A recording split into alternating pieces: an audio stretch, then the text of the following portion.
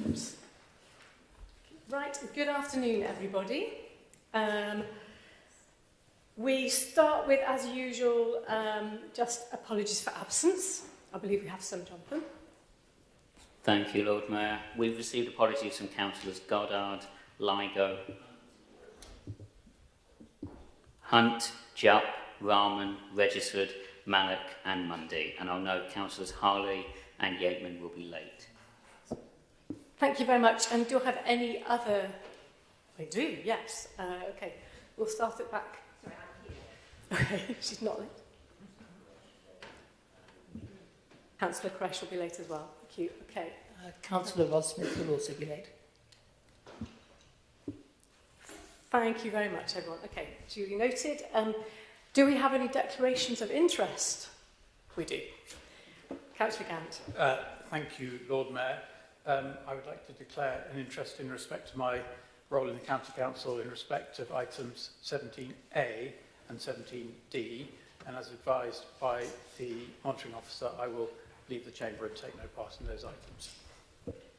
Okay, thank you very much, Councillor Gant. So we then move on to minutes of ordinary meetings of council that have been held. First of all, I need to ask for a seconder for those minutes. Thank you, Councillor Brown. So then I just need to check that everyone is happy to approve those minutes as a correct record. So first of all, the meeting on the 24th of March. Everyone happy? Great, thank you. And for the meeting on the 15th of May. Everyone happy with that? Yeah. Thank you very much. Good. Next is item 4, appointment to committees. We've received no indications of those, so nothing to talk about there.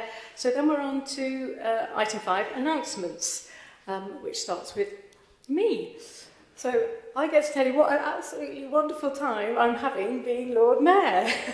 It really is, it's just full of joyful events. I mean, I get to welcome the guests we had from Bonn, from our twin city Bonn, and then I have been welcomed in Grenoble, where the East Oxford Community Choir were performing along with their sister choir in Grenoble. So that was great fun. I've met Mo Farah at Encenia, which was fabulous. I've got to open Headington Festival, go on a brisk walk with the Silver Joggers. I've been to concerts by the Oxfordshire Youth Orchestra and some of the primary school choirs. Been to a black tie dinner at Queen's College. I've been able to give medals to disabled cyclists, certificates to young people going through tracks, the programmes at tracks, and giving out prizes to celebrate all the amazing volunteers that we have in Oxford. I got treated to a wonderful rendition by the Guild of Guides here about all of the most scurrilous previous mayors. I've got a lot to live up to. I opened a sanctuary fair here and a networking event about refugees and migration up at Oxford Brookes University.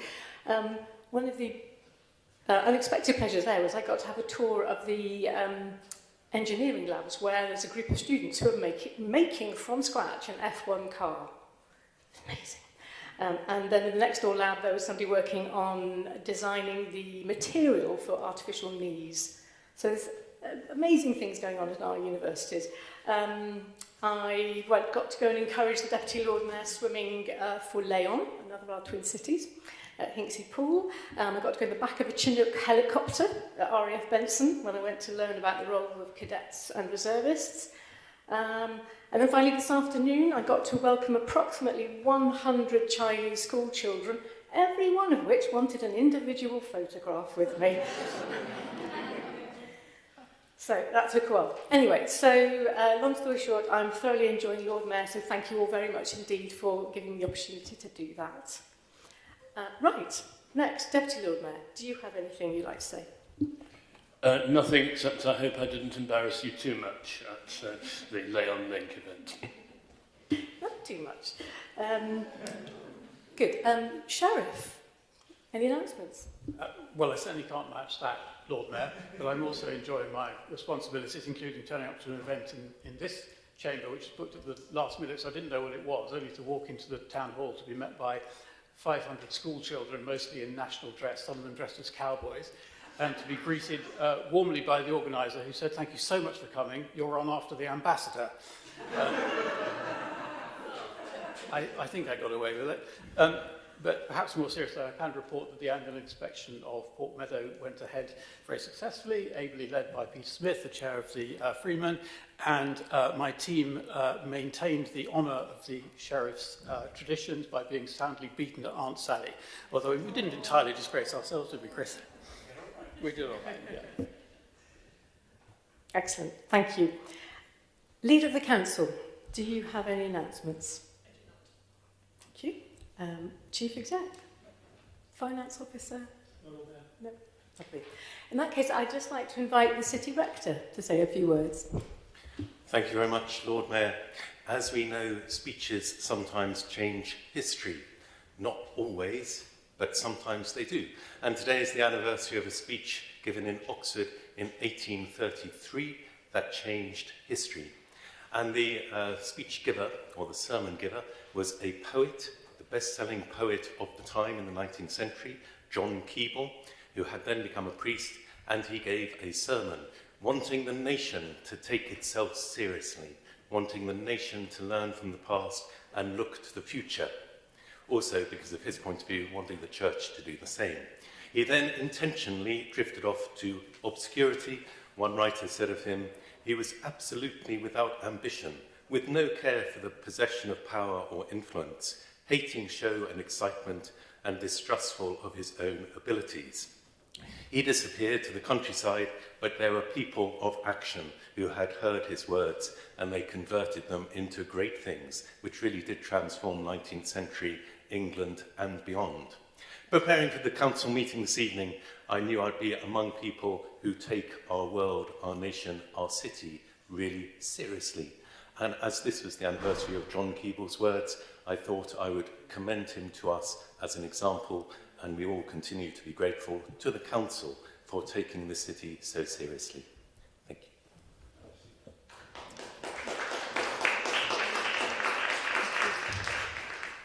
Thank you. Item 6, public addresses and questions relating to matters for decision at the meeting. There are none. We move to item 7, which is the positive action policy. I think this is going to be introduced by Councillor Chapman. Yeah, thank you very much, Lord Mayor. The proposal is in front of you for the Council to resolve to approve the policy for publication and use. The Cabinet has looked at it in detail and is happy with it. I think you could say that positive action should be very much part of our DNA here in Oxford, given our views about equality, diversity and inclusion. I think it will help us tackle underrepresentation in the Council at the different levels at which we have at the moment. It's important to have a clear policy in this area, a reference point for staff, for management, and also I'm pleased to say that the unions are very supportive of this proposal. Positive action used well and thoughtfully can improve recruitment, retention, training and development. We are not yet using it in relation to recruitment, but we will be from now on. But we have been using it in relation already to management training for aspiring managers in the Council. And we are on to our 3rd cohort in that aspiring management scheme. It's been very successful. We'd like to go on and do more.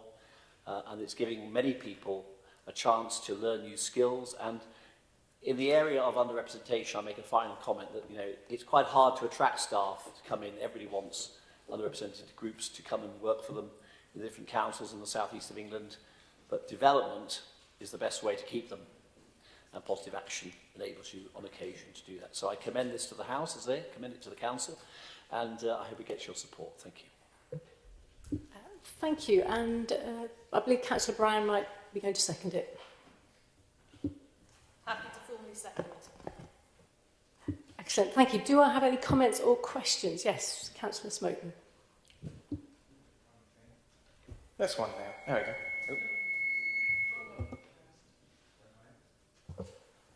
That one seems happier. Sorry, Lawrence. Oh, that's nice. Thank you, Lord Mayor. Sorry for the disruption. Can I ask, what will the council do to encourage representation of trans folks in view of the Equality Act ruling that means that particularly trans women will be regarded as men for more purposes than before, and where there doesn't seem to be government action to change that? That's a good question. I suppose I reply in the spirit in which I would reply on any underrepresented group who we wish to see working here in the council. That we will reach out. We will reach out in a specific and precise way as we can to encourage applications from that group, along with many others. And we will make sure that when we get applications, we treat them in a proper way, we treat them in a fair way.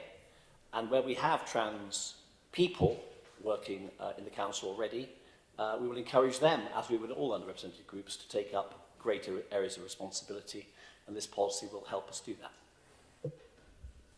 Thank you.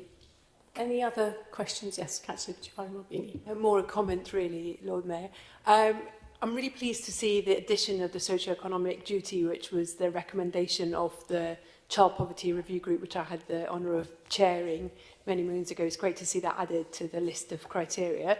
And also it's great to see KPIs attached to it, because I think it's really important that we set ourselves targets for each of these that are monitored regularly, and it's really nice to see that added in as a KPI rather than an aspiration. So thank you. Thank you. Any other comments?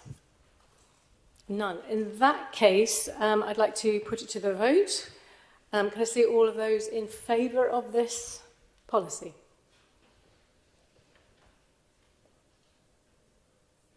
Okay. Thank you. All of those against? And any abstentions? Okay, thank you very much. So that is passed. We then move on to item 8, the adoption of the revised community infrastructure levy, which I believe Councillor Hollingsworth is going to introduce. Yes, it's a technical report. I've spoken at great length at various committees on this, so I don't wish to now. I'd recommend it for approval, please. Thank you. Do I have a seconder? Thank you. Councillor Arshad. Thank you. Right, then, again, do we have any questions or comments on this paper? Councillor Smoten. Thank you once again, Lord Mayor. Can the Cabinet member set out the rationale for youth class C1 hotels remaining on the lower SIL rate, thereby being treated differently to most businesses? The rationale for the... Is that working? Yes. The rationale for the values for SIL, which are set out in page 71 in table 1, which is part of paragraph 6, is based on what is likely to be viable and therefore successful going through the public inquiry process. The judgment made by officers and by me is that the variation that has been put forward, which is the variation highlighted in green, office and research and development business, was going to be successful in the viability assessment and then the public inquiry, whereas a variation to Class B2, Class B8, Class C1, or indeed to the residential institutions C2, C2A and C3 would not have been viable, and so it was not worth pursuing. Thank you. Any other comments or questions? Councillor Turner. Thanks, Lord Mayor. Sorry to be a couple of moments late for the meeting. I mean, just a comment, because I could see this is going to be, I sense this will be agreed at pace. It feels quite significant. You know, it's a significant increase, backed up by evidence, as Alex has just told us. And what I think it does two things. One is it really reflects the buoyancy of the market for this sort of space in Oxford, and that tells us a very positive thing about the nature of our city's economy. I saw the Minister, Patrick Vallance, was talking about that publicly the other day. Obviously, we have the Oxford-Cambridge Task Force. So, you know, it's good, hard evidence, if you like. If that wasn't the case, then it would have been agreed. But I think it says something positive about the opportunities. But it also says that where people come and they make use of those opportunities, they do need to make sure that they're contributing to the infrastructure that we need. And that feels really important. So I think, for example, when it comes to supporting reopening of the Cowley branch line, which would be important to ensure that new jobs are sustainable, that people can go and work on public transport rather than needing to drive. That's going to be valuable. There'll no doubt be other infrastructure that we can bring forward as well. And so it will show that that development will also meet its responsibilities. So I think it's really welcome, really important. I must admit, when I first saw the recommendation, I thought, oh, this is ambitious. You know, this is ambitious. But the fact that we have got the backing is really, really good news. And so, yeah, I just wanted to welcome it. Thank you very much, Councillor Turner. Well, on that very positive note, can you all just check the recommendations that you're happy about adopting this charging schedule, you're approving the date that the tariffs will come in, and you're happy to delegate authority to the Director of Planning and Regulatory to make any necessary further minor changes? Are we can I see all in favour of that?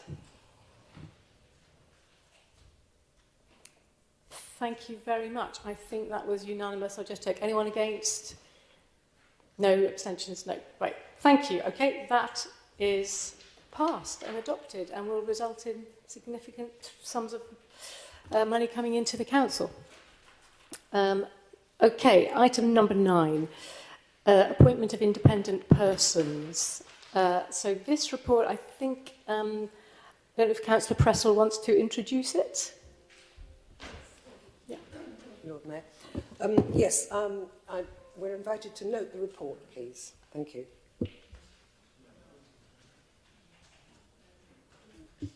More or less, thank you. And I need a seconder from that. I don't know if Chris...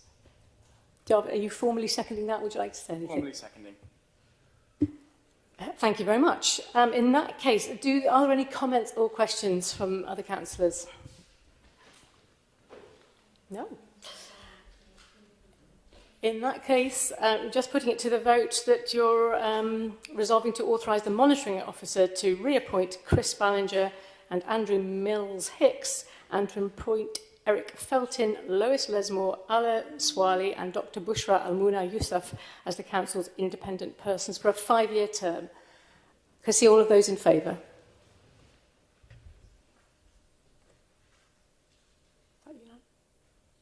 Okay, thank you very much. Anybody against? Or wanting to abstain? No. Right, thank you very much. That is passed. Okay, so we're now on to item number 10. Urgent key decisions since March 2025. I believe Councillor Brown's going to introduce this. I move the report, Lord Mayor. Thank you. Would anybody like to comment on this report? Councillor Gant? Yes, I was just reminded of the meeting of this council at the end of January, where we had 3 urgent decisions coming before this council, and I remember making the point at that meeting that this was a large number, and that the council should ordinarily expect its decisions to be taken in a way which enables full public scrutiny and oversight. And from my recollection of that meeting, that point was acknowledged. We have 3 more here. I can't quite, to be perfectly honest, see why any one of them could not have been taken according to timescales that would have allowed that oversight. So I would just like to make the point again that I think is what this council would expect and prefer to happen. Thank you, Councillor Gant. Do you want to respond, Councillor?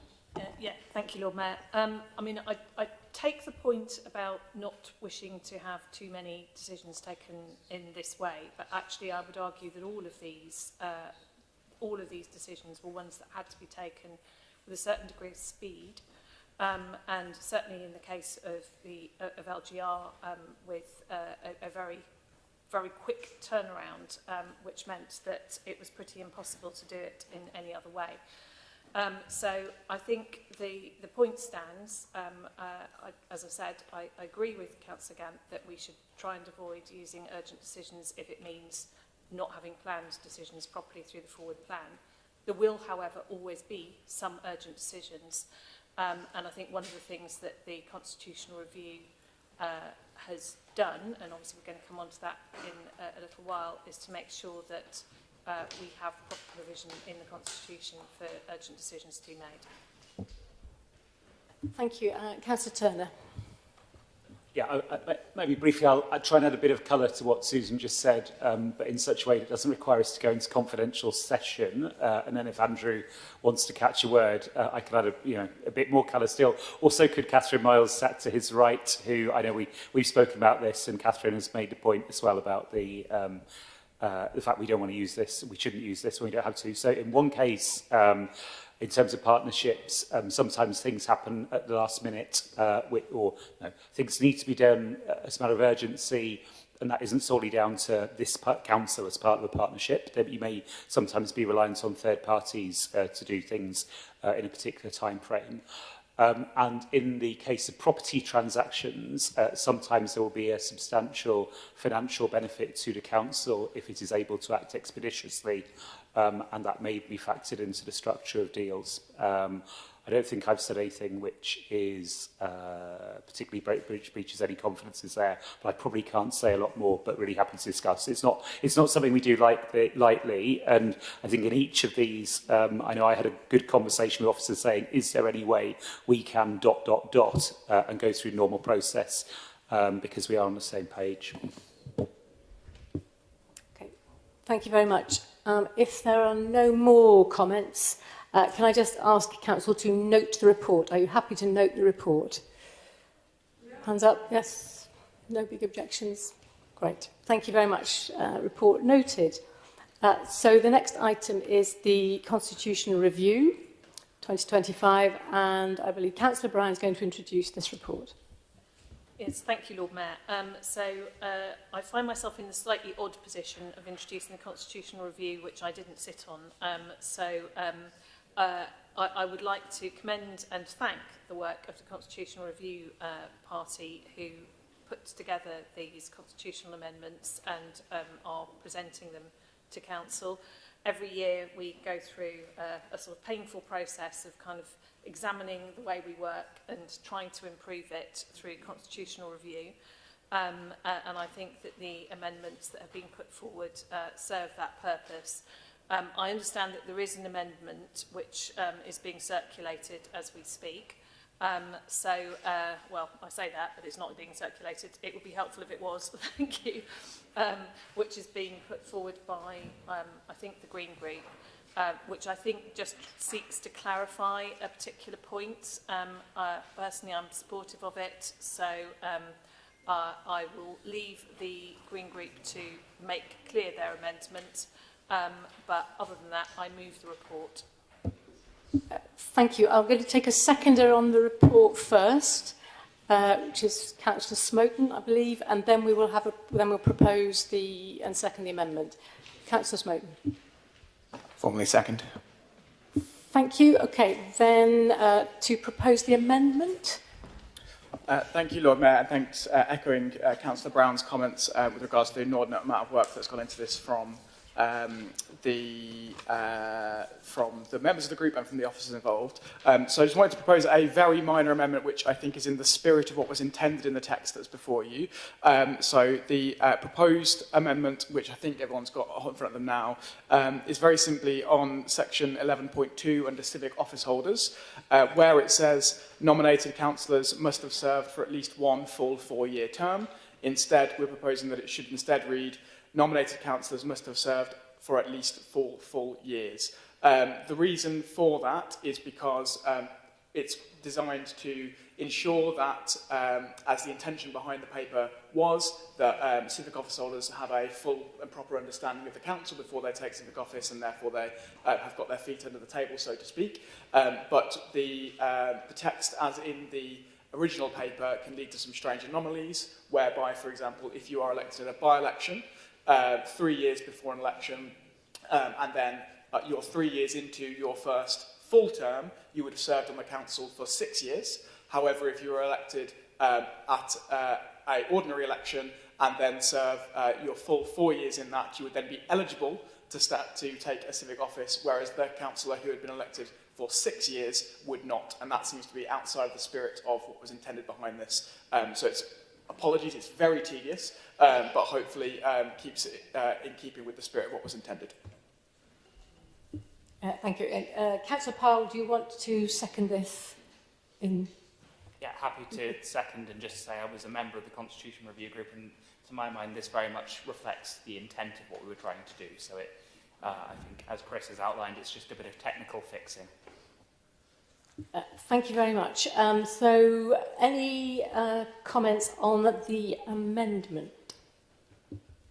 Kingsworth. I have a question. This is dangerous, I know. I'm really apologetic, especially to a man wearing an excellent T-shirt. The nomination date and the 4 years counts on the nomination date. When precisely is the nomination date? Is that the one that happens where the Lord Mayor is nominated and then elected, assuming they win the election, or is it at the nomination process by the leader? Because if that is the case, then 4 years will not have passed. So when precisely is the nomination? I'll defer to somebody with more knowledge, but I think that would apply to either text. Yes. Councillor Brown. Wrong microphone, sorry. I think it would be nomination would be from when they were taking office. So that would have to be, it would make sense. So, and I think that's how we would have always considered it previously. Thank you. Councillor Rowley.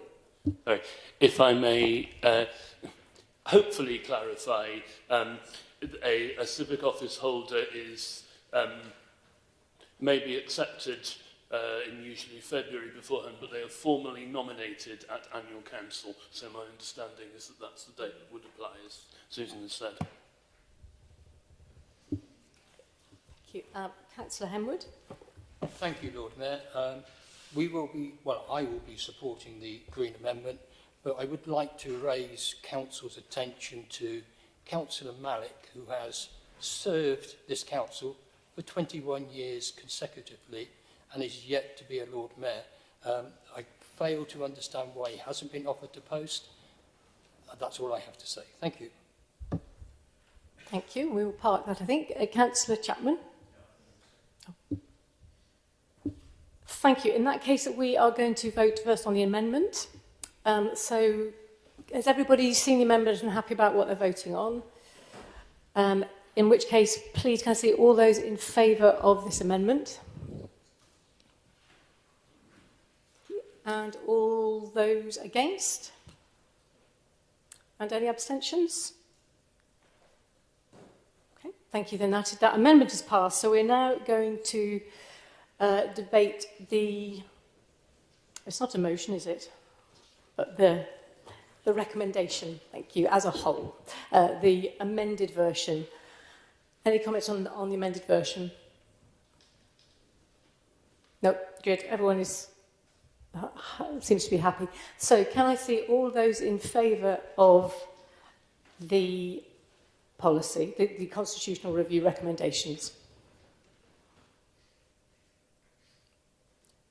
Thank you. And anyone against? And any abstentions? No. Excellent. Thank you. Then we confirm that the recommendations are agreed. Moving on to item 12. Pay policy statement. Again, can I call on Councillor Chapman to introduce the report? Yeah, thank you very much. This is pretty straightforward. This pay policy statement is all about how we attract and retain staff. It's one facet of how we do that. And it deals in particular with the whole issue of increments, which are paid to staff, and also honoraria and allowances, and the right point at which that increment is paid. So it's quite a technical thing, really. It's not controversial. Staff unions and management are fully behind it. It's been agreed with, say, with the trades unions on the date in particular. And therefore, I ask for your support. Thank you. Thank you. And do we have a seconder for that? Thank you. Councillor Brown, formally, or would you like to say something? Formally. Thank you. So, any questions from members of the council? There being none, I will just put these recommendations to the vote. So, all those in favour?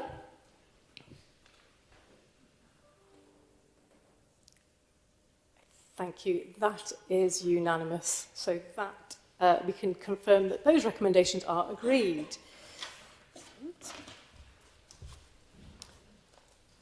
So we are now moving on to questions on the minutes of the Cabinet meeting.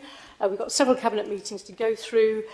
I'll just remind you before we start that there's a time limit of 15 minutes on this item, so for all three Cabinet meetings. So, are there any questions on the meeting minutes from the 9th of April? No. Good. Are there any questions on the meeting minutes for the 18th of June? Councillor Smoten. Thank you, Lord Mayor. The leisure review, the figures there indicate a year-on-year fall in visits to our leisure centres of around 40%. Do we have more specific data as to what's happening there? Thank you. I'm not sure what specific data you are requesting for, Councillor Smoten. Can you be specific? Yes, it'll take me just a moment to navigate to the right place, but it is a table that was published that reviewed the leisure centres' performance year on year. If anyone's able to leap in with the answer, that'd be appreciated.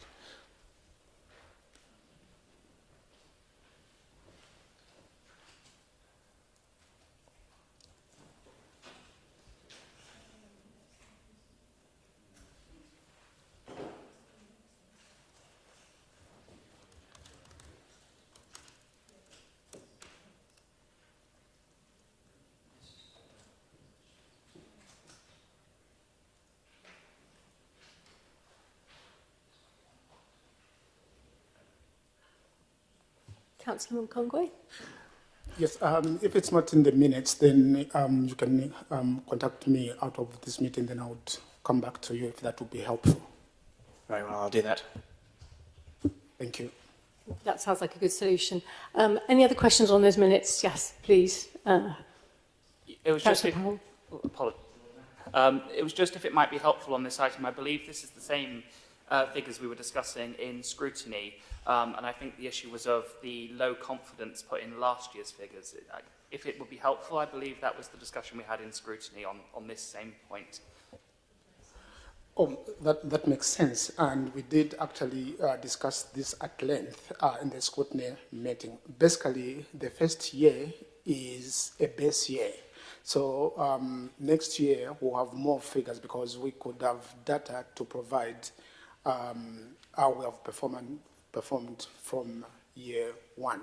I must admit that we didn't have good data or handover data from the previous provider. Hence, we didn't place more confidence in what they provided to us. Thank you.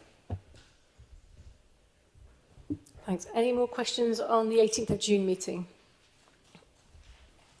Nope. We will move on then to the minutes from the 9th of July meeting. Any questions there? So, Councillor Morris. Thank you, Lord Mayor. My question pertains to item 27 about the walkable city motion and producing a walkable map for Oxford. I was disappointed by the reasons given for not creating a walkable city map for Oxford, particularly because the motion itself, which we debated and voted for, specifically noted that there were areas of joint responsibility and sole responsibility for the City Council. And none of the alternative maps that were provided in the short report by the Director of Economy, Regeneration and Sustainability identified some of those key issues that we discussed and debated around public infrastructure. So given these omissions, I'm wondering and the reason given that there was no budget allocated for this purpose, whether Cabinet would reconsider the allocation of funding to support this motion in full at the next budget allocation. I think that would be a decision for the next budget process, really, and not certainly for me to make any sort of commitment to that now. Quite frankly, I think that budget decisions need to be taken in the round as part of the budget process, and they're certainly not made in motions. Thank you, Councillor Ranson. Any other? Yep, Councillor Smoten. Thank you, Lord Mayor. Two from me on these minutes. One regarding the community lettings policy. Could the Cabinet member advise if the current lessors are supportive of the lettings policy that has been agreed? And secondly, regarding the homelessness prevention grant, I note there is mention there that there is a significant chance that that would fall a great deal. Has there been any progress in persuading central government to avoid that consequence befalling us? Councillor Turner. Thanks, Lord Mayor. Linda, I'm guessing you want to pick up the homelessness prevention grant. Yeah, so but on the first one, I imagine there'll be a range of reactions from organisations, and if the councillor has a look at the confidential appendix to the report, he'll get a sense of it. But the truth is, this is just something we really do need to do to get our own house in order in terms of the community lettings policy. Clearly, for some organisations, for every organisation, actually, it will often be easier to have a discounted rent than a rent which is set transparently, and where then there's a need to apply for grant funding. That isn't fair on other organisations. And again, if we were to ask organisations, we really shouldn't just be asking those that do benefit, but also other organisations in the same space. And that, I suppose, is the logic really of the report, that we need to treat everyone, all organisations in the round, rather than giving bespoke arrangements in terms of rents without rhyme or reason. And I'd also say, of course, that two of these community centres don't actually exist yet. They're being built, so it was the right time to take stock and try and work this through. So I hope that provides a bit of reassurance. Thank you, Lord Mayor. If I may, I'd just add as well that the new policy will only apply to new leases. So tenants that have a lease at the moment, we won't be applying this new formula to recalculate their rent. On the homelessness prevention grant, yes, we have made some progress in that we've learnt that the changes will be phased in, and there will be some mitigations in response to the representations that we've made about the proposed formula not reflecting the need for the grant here in Oxford. Thank you both. Any more? No. Then I think that's the end of that. We're just inviting comments on that. So we're now moving on to questions on notice. We will be starting with questions to Councillor Brown. There were two. So the first one, well, both were from Councillor Powell. Do you have any supplementaries? Yes, please, Lord Mayor. I thank the leader for her response on SB1, and I share her desire to ensure that all citizens in our city are treated with dignity and respect. I, of course, understand that as a public body, the Council must ensure it delivers its services in accordance with the law. Will she confirm that once the EHRC Code of Practice is published, consideration will be given to the need not to force trans people into using amenities that do not reflect their lived gender as a part of any change that this authority may make in response to that Code of Practice? Thanks, Councillor Powell. I mean, I would certainly hope so, absolutely. We are awaiting, as you say, the guidance, but we want to make sure that everybody is treated with respect. Any supplementary for the second one? No, thank you. Thank you. Okay, turning to Councillor Turner. First question, Councillor Smoten, do you have a follow-up? No supplementary. Thanks. Councillor Miles for the next three. Do you have any supplementaries? Yeah, so just on the first one, which was around this amount owed to the back from the council to the residents from council tax, it shows that it's over like 4 million this in 2024, for instance. And I realise that there's kind of a staggering, presumably, of the amount that is owed back over time. How long typically does it take to reduce this amount to less than £500,000? Because is it that it's a kind of a uniform amount of time that it's taking for residents to be reclaiming the amount back from the city? The reason I say this is that it's quite 2024, for instance, is over 4 million. 2023 is 2.1 million.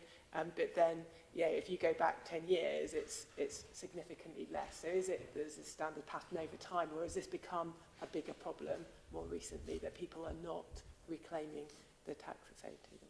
Thank you. So occasionally the sound was a little bit difficult, but I think I got that. So I mean, a couple of things, and then I'm happy to pick this up offline with the councillor and with officers if Catherine wants to continue the conversation. But you can see that it's not a surprise that when you look at our historic council tax monies that are owed, more of it's from last year and the year before, more of that from the year before, and so on and so forth. My strong sense is that a chunk of this was driven by the pandemic period, when, of course, people were under particular pressure at times, and so that's there. Also, I think this has to be read as well in the context of our collection policies. We do collect monies that are owed to us in accordance with our corporate debt policy, but we also have some safeguards in there to make sure that we do treat people fairly, they have access to the right sort of advice, and so on. I think if Catherine's interested in a bit more about the sort of profile of the debt owing, we'll need to get that information from officers. Maybe it was just, I'm not sure what else I can usefully say on the spot, Catherine, but really happy to pick it up. On the other question, if I may, so this is the question ET4, which is around the environmental health team budget and team size. And what's notable there is a significant reduction in budget over time for this sort of wider area. But I'm particularly interested and note the reduction in the private sector safety team capacity from 9 to 4 FTEs, and just wondered whether that is just in part because of budget reduction, or whether there are other issues there that mean that this is less of a priority and is reduced. Therefore, you've reduced the number of people focused on that area. Thank you. So I would strongly, so this isn't, that particular area isn't in my portfolio, but I would strongly suspect that it is in relation to ring-fenced income against expenditure for licensing work. So when we brought in the supplementary licensing scheme, then we will have taken on people to implement that. And of course, we can only spend the money from the scheme on the staffing. And then when a good chunk of that work's been done, then fewer people will be there. But I might be awry on that one. And if I am, Councillor Smith will no doubt correct me in the tea break and in you as well. Unless Linda has anything quickly to add now. You may well be correct, Councillor Turner, but the other possibility is we have found it very hard to recruit environmental health officers. It's a nationwide problem, so the team has been under capacity in the last few years, but I'm pleased to say that just recently we have recruited 3 new environmental health officers, so we are building the team back up. Thank you. Okay, question ET5. Councillor Smith, do you have a supplementary?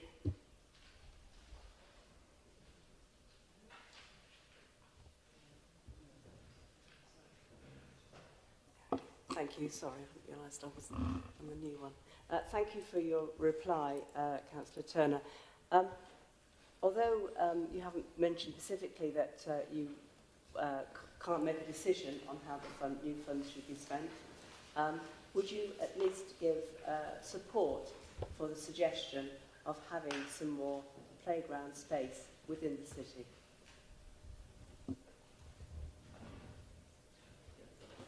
Okay, there's a few bits here. So, I mean, I am a huge fan, Lord Mayor, of our playgrounds. Indeed, you know, there was a time when an administration, it was a Liberal Democrat administration, so happened to have a playground closure programme, and identified lots and lots of playgrounds that they wanted to close, and you know, it was one of the reasons why they were voted out back in the day.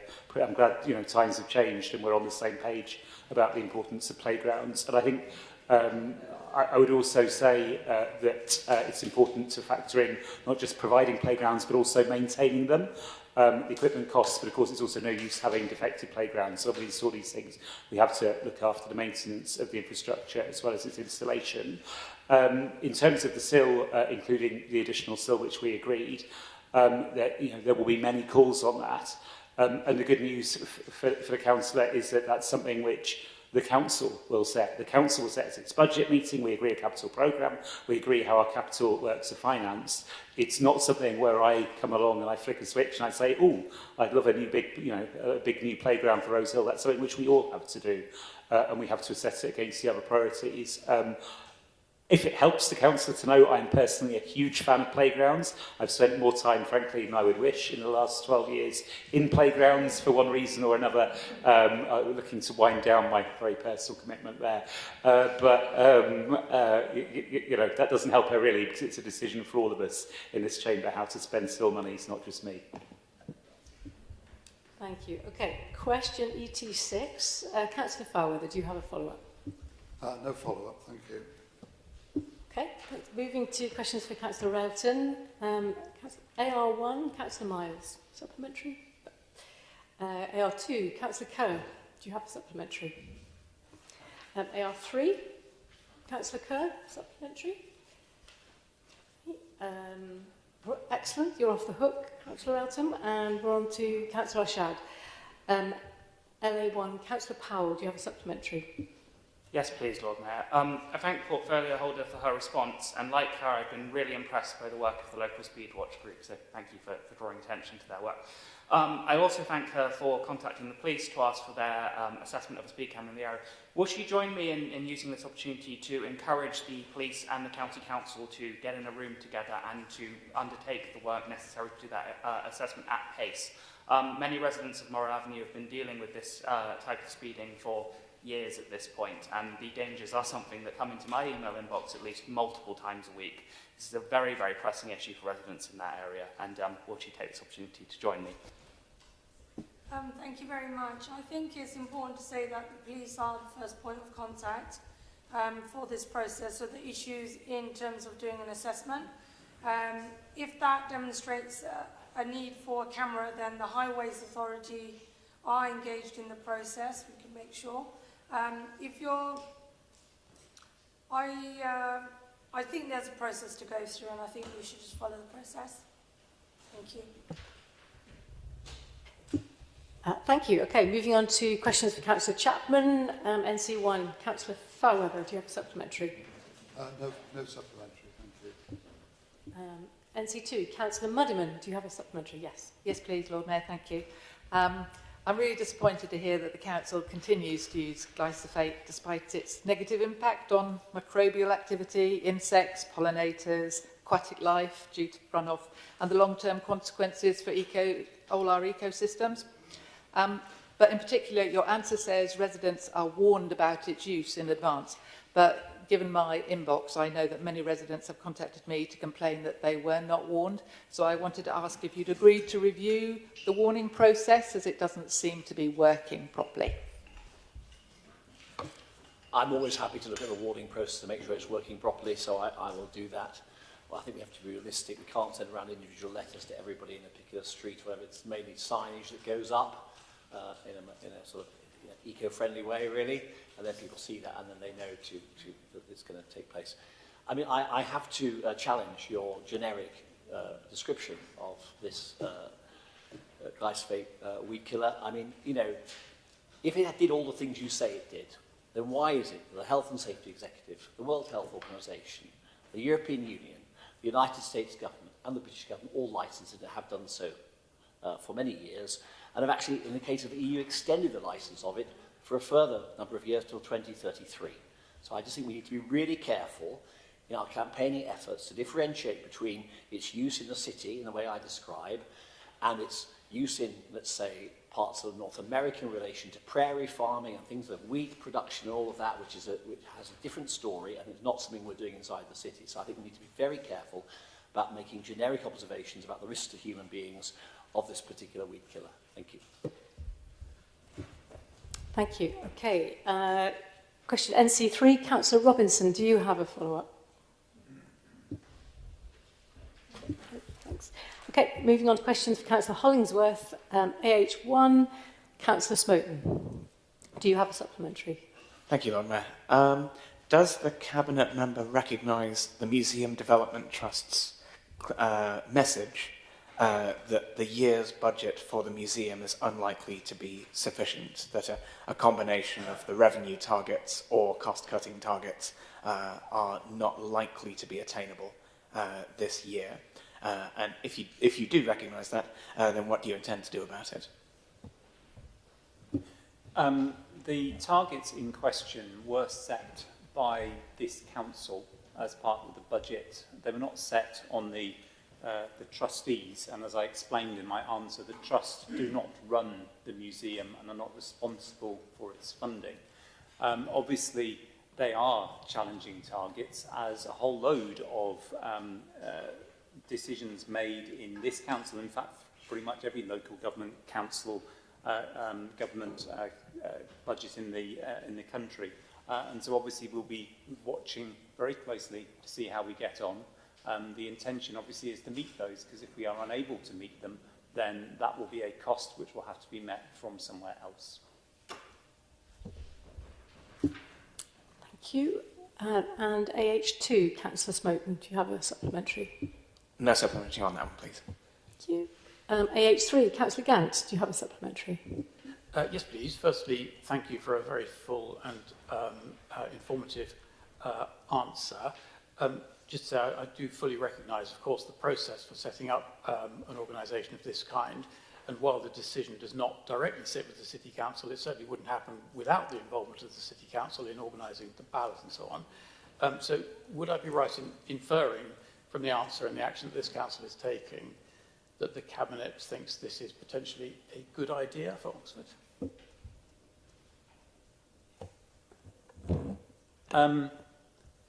It's interesting. I was just thinking whether what the answer would be if you'd stopped sort of halfway through. Because I think, to be honest, I don't think the local authority does need to be involved. A group of businesses could create one of these, go through the process themselves. They might have to employ their local council in order to administer the vote. But they are the decision makers in the process. But in answer to the question, do I think it is a good idea? Yes, I think it is a good idea. If you look at the positive examples in Liverpool most recently, Manchester slightly longer than that, but also in pretty much every city in Europe and indeed North America, which has something like this, which is an opportunity to raise a small amount compared to what the tourism industry contributes, small amount of money, and for the businesses, just need to emphasise that this is not a decision, if it is set up, the spending of the money will not fall to the City Council, will not sort of fill a hole in our budget or anything like that. But it does allow those businesses, those organisations, to do things which I think are positive and imaginative. And there are plenty of examples. I suppose maps for cyclists might be one of those examples. Maps for walking, guides, apps, publicity, all of these kinds of things which can make for a positive situation for those businesses, for the tourists, and for the people of this city, and for surrounding areas who work in tourism. I think it can be something which I hope that we get there. But as I've said in this, and at substantial length to Scrutiny, who really like this issue, this is not our decision. Our job is to facilitate and enable, and so the work that I and in particular council officers do will be to ensure that trust is the crucial thing, so that the organisations who get to make that decision trust the process that they're embarking on. Thank you. Question AH4, Councillor Mudderman, do you have a supplementary?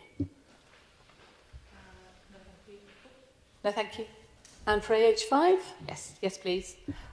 Thank you for the answer, and I'm very pleased that you're facilitating a meeting. That's great. Do you know, has a date been set yet for that meeting? And if not, when do you expect that to be arranged? I'm aware of a meeting date that has been agreed between the parties to that meeting. The City Council is simply enabling it to happen. That is a private meeting between the Jericho Wharf Trust and the owner of the site. So I don't think it is a date I can share. It will be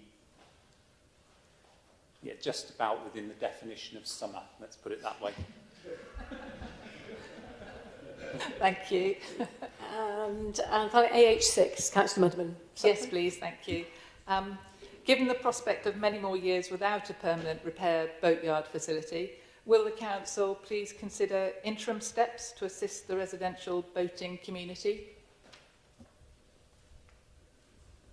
Okay, that it would be difficult to see, since the Council has no ownership of this site and has no access to this site and owns no other immediately obvious replacement site. I think that would be something that seems quite unlikely to deliver. Clearly, it is a responsibility on all authorities to look at the provision of services and see if there is such a fundamental shortfall that there needs to be some action taken, but that responsibility may not fall on the council. It may fall on others. I do very much appreciate the point. I think it's worth noting that where I'm going to be very specific about this. I've lived in Jericho for 30 years near the boatyard, not immediately adjacent to it. And I've walked up and down that canal past those boatyards for a very, very long time. I've known an awful lot of people who live in boats which have been in good condition and in poor condition and in terrible condition. And I've known some of the people who have recently died on their boats. So yes, this is a serious issue, and those people are as important members of our community as literally all of us and everyone else in this city. So I completely understand the seriousness of the point, since the original question relates to a very specific act, the compulsory purchase duty, which, as I've signalled in the answer to the previous question, were we to pursue now the legal advice is we would just be spending an awful lot of taxpayers' money. We would fail, we would achieve nothing, and the only people who would feel better out of that are lawyers, and I don't feel that's a terribly helpful way to move forward. Thank you. Moving on to Councillor McConway, but just to note that because we're getting through things in quite good time, we may well go to item 16A, which is Councillor McConway's report, and maybe 16B, which Councillor Miles. So just be prepared that we might get there before the break. Thank you. Okay, so, but questions to Councillor McConway. CM1, Councillor Smokeman, do you have a supplementary? No supplementary. CM2, Councillor Powell, do you have a supplementary? Yes, please, Lord Mayor. Councillor Mokongwe, thank you very much for your response, and I really appreciate both the tenor of your response and also the difficult situation that the leisure provider, for example, will be placed in. Simply a request that once the leisure provider has had the guidance put down in the Code of Practice as well as the leisure guidance, would you undertake to report back on any policy amendments they are making? Yes, happy to do that. Thank you. Okay, questions for Councillor Smith? We just have one, LS1. Councillor Robinson, do you have a supplementary? No, thank you. Okay, then slightly unusually, we do now have a couple of questions for chairs of some of our committees. So we have one, Councillor Clarkson, chair of the Planning Committee. MC1, Councillor Roll, do you have a follow-up? No. Thank you. And one for Councillor Miles, chair of the Licensing and Gambling Acts Committee. Councillor Powell, do you have a follow-up? No. Excellent. Right. Well, since it's only just gone 6 o'clock, then I think we will try and get a couple of the items we'd 16A and 16B as well, perhaps if we have time, done before the break. So, 16A is the Oxfordshire Health and Wellbeing Board and the Health Improvement Board Partnership Report, which I'll call on Councillor Conway to introduce. Thank you very much.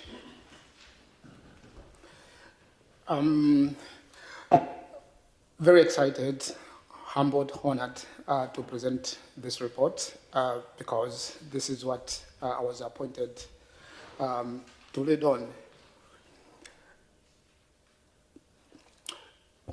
The difficulties when my leader appointed me to this role, so I was trying to understand 3 years ago what it meant, and she clearly, more and more explained what it is. As you can see in the report, what the City Council actually is doing to contribute to the health and well-being of our residents. Just to summarize, you might see a very title cabinet role of myself, but my initial and important responsibility is to tackle health inequality in Oxford, and the work that our City Council do actually contribute to that work. It's a partnership, very difficult to deal with. As you know, Your Lord Mayor, I took this from you, very complicated system that I just come to learn 3 years in my my role.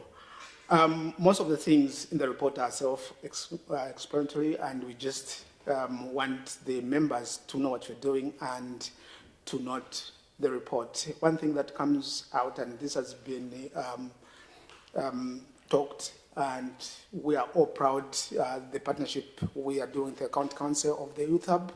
It will be open soon. I think that is quite interesting, and it will go a lot to help our young people.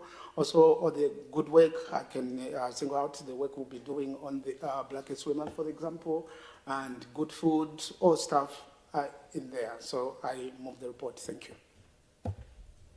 Thank you very much. Do we have any questions on that report? Yes, Councillor Jafari Marbini.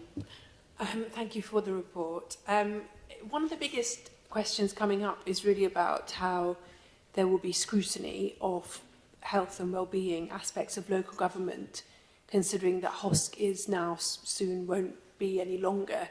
And I don't know whether you've seen the national government reports on this. There was one released very recently that talked about actually organisations such as Health Watch nationally actually disappearing.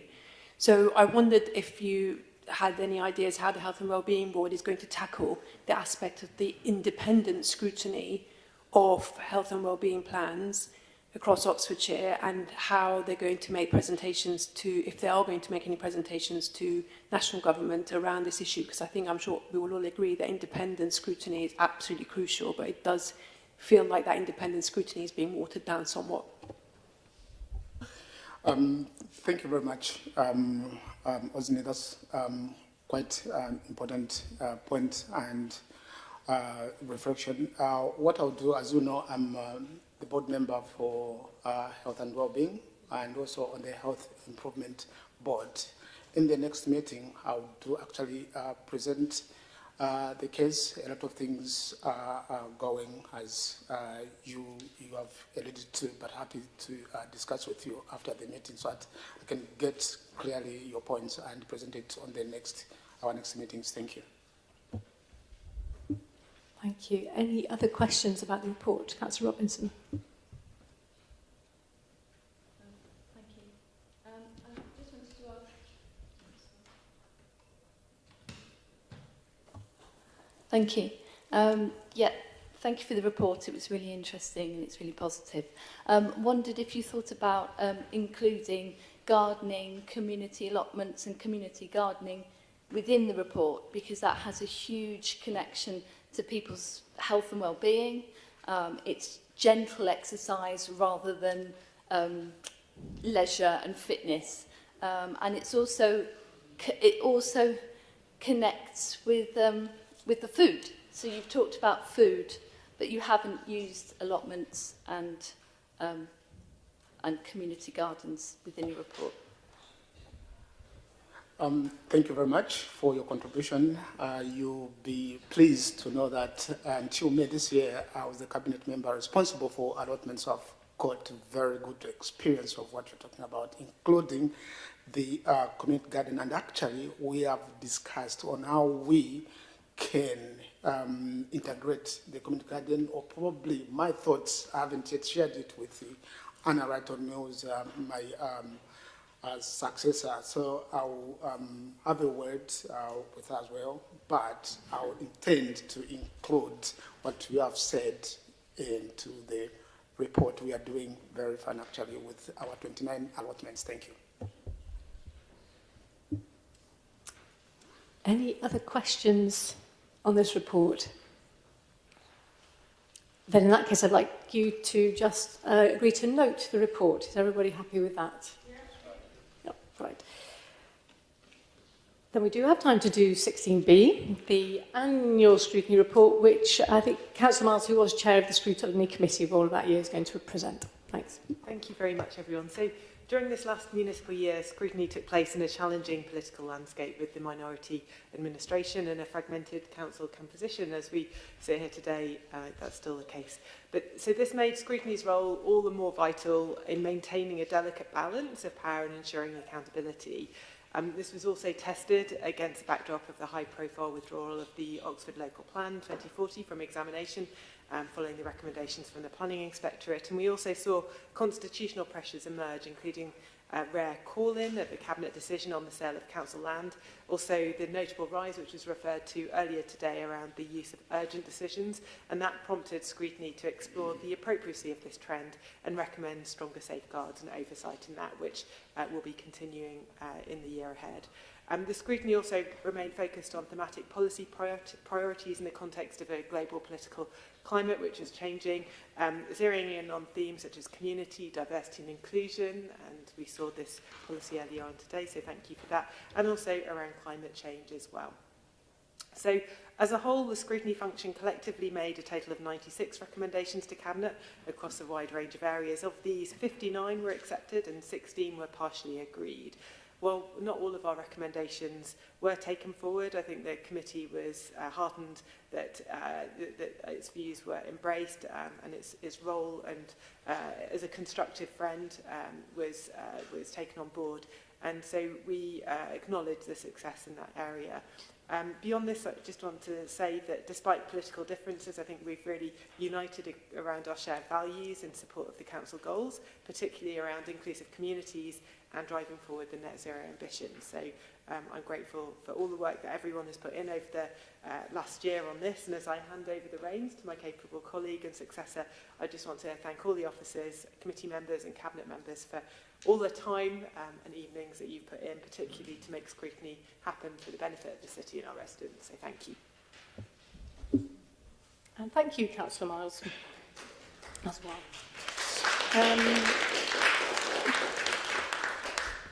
Do we have any questions from members of council on the scrutiny report?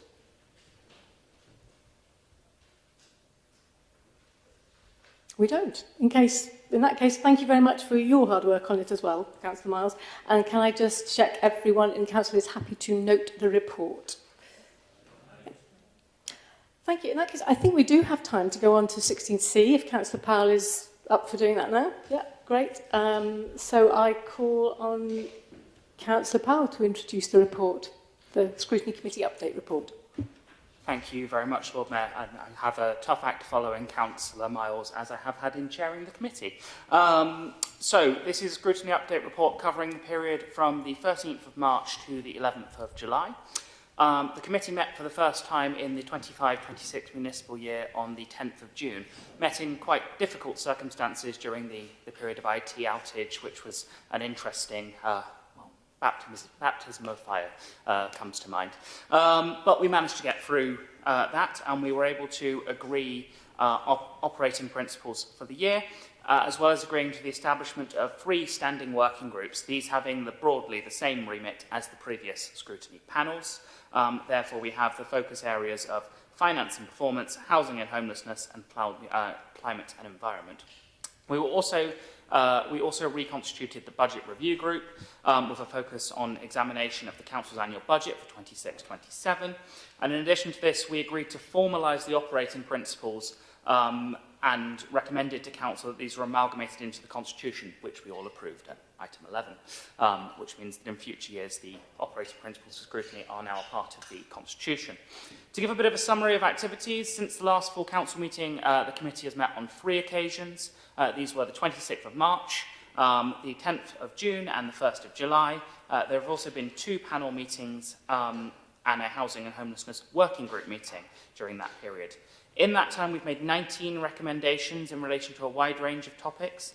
This includes the Leisure and Investment Programme, the Oxford Local Plan 2042 consultation, the Homelessness and Rough Sleeping Strategy, and as Councillor Hollingsworth has already alluded, we also had an extremely insightful and extended discussion of tourism in Oxford and the proposal around the possible introduction of an ABID by Oxford businesses. Of the 19 recommendations we made, 12 were agreed and 5 partially agreed, and you can find further details on all of these appended to the report. So, yeah, basically, I think I'll leave it there. Thank you very much. Thank you. Right, any questions from members?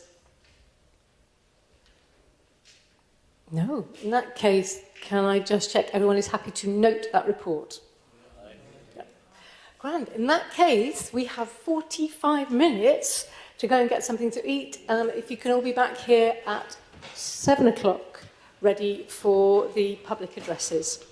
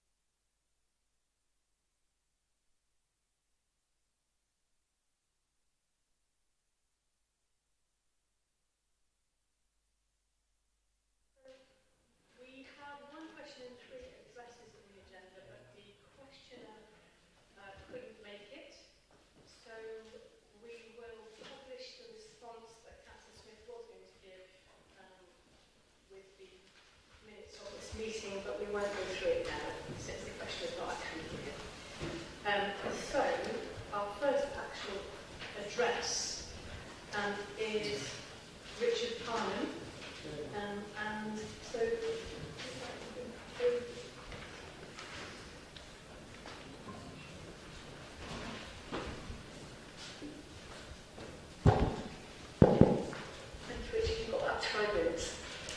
I'm here today to speak in favour of Council Motion 17A, opposed Oxford County Council's congestion charge. In fact, I don't think you should just resolve to oppose the congestion charge, I think you should go further. Maybe even consider legal action against OCC for dreaming up a scheme which is objectively bonkers. Now let me give you a few examples about why I regard the congestion charge plan as bonkers.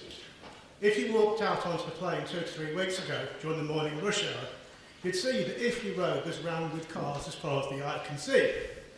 By contrast, St Clement's was busy-ish but fundamentally free-flowing. So which road is getting a £5 congestion charge? St Clement's, obviously, not Iffley Road, the quieter road, not the busier road.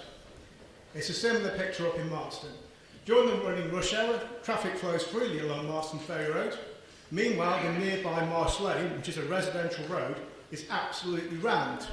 So which cars gets congestion charge, Cameron? Marston Ferry Road, obviously.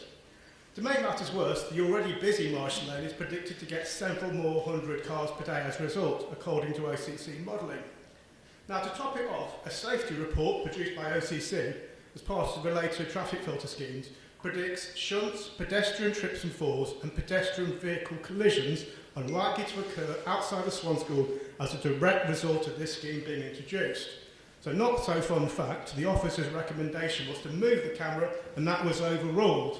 So much for Vision Zero. It gets crazy. If you walk along St Cross Road during the morning rush hour, even during term time, the road is practically empty.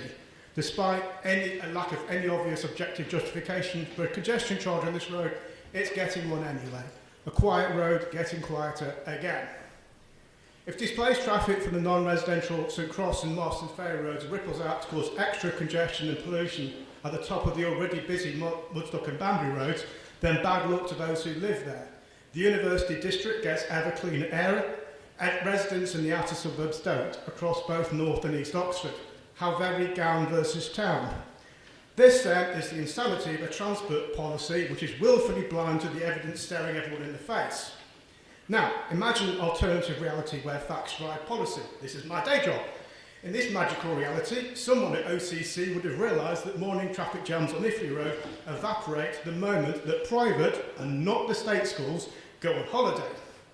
If council officers had finally recognised this obvious fact, then maybe a targeted intervention involving private school traffic might be trialled. Maybe open up park and rides to become school pick-up and drop-off points. A simple idea which OCC is now only vaguely pondering. Why wasn't this ideal trialled first at practically no cost to anybody? Likewise, if everyone acknowledged that hospitals are likely to cause a significant source of traffic in outer Oxford, then maybe we could do something about it. Maybe a car park could be built on the A40 near Barton Park, with a shuttle bus provided to the hospital through the secret bus gate, linking the A40 with Meaden Hill in Northway. If it's quicker and easy to hop on a shuttle bus from the JR to the new car park, then why wouldn't you? Carrots versus sticks.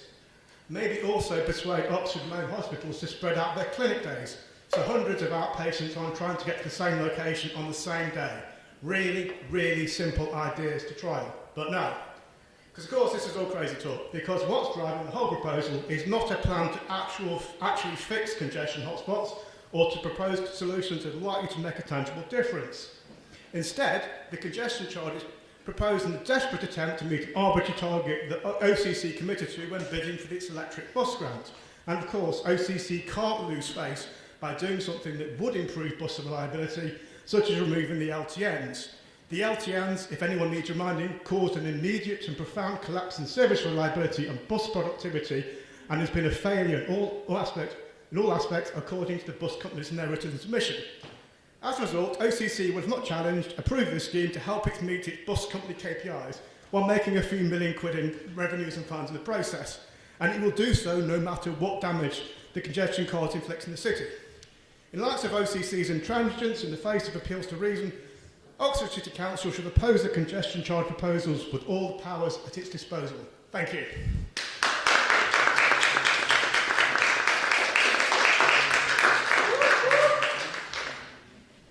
Thank you very much, Mr. Barnum. Okay, I believe we have a different response from Councillor Brown.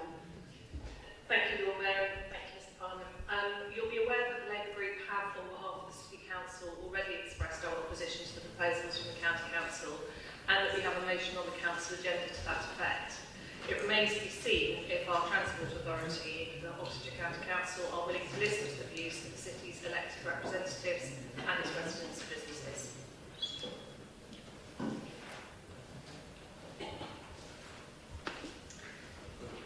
Thank you, Councillor Brown. Right, then we have a second address from Jack Abraham.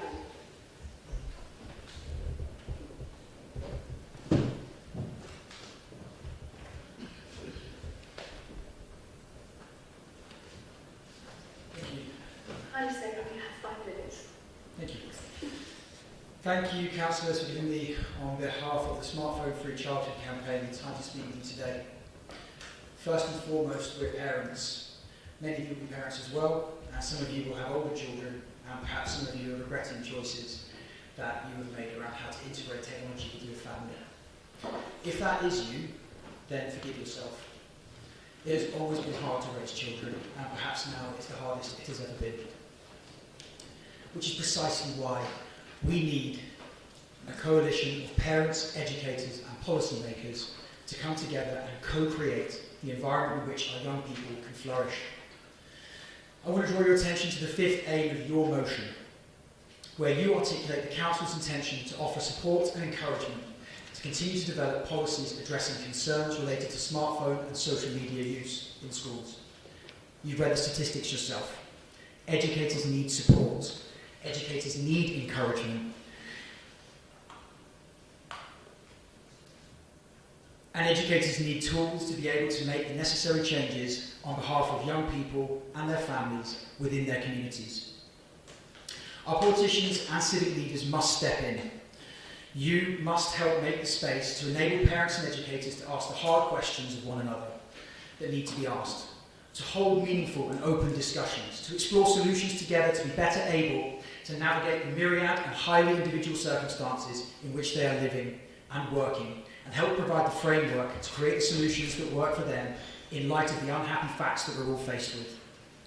Of the many group action problems humanity faces today, the question of allowing our children access to the internet, and perhaps a more terrifying thought, allowing the internet access to our children, is one that is being addressed, but by individual school leaders. Leaders such as Louise Cowley here in Oxford at Spires Academy. However, many schools in our county who are already struggling for resources do not have the time and wherewithal to take the step that she did and ban mobile phones. There is a huge risk that if leadership is not provided on this issue, then we will see more schools struggle to deliver the educational values and concepts that they strive so hard to deliver every day. We will see more children suffer, both physically and mentally. We will see an ever greater gap in attainment between children who are lucky enough due to location or resources to attend schools who have banned phones, and those children who, through no fault of their own, do not attend schools who have enacted a ban on mobile phones.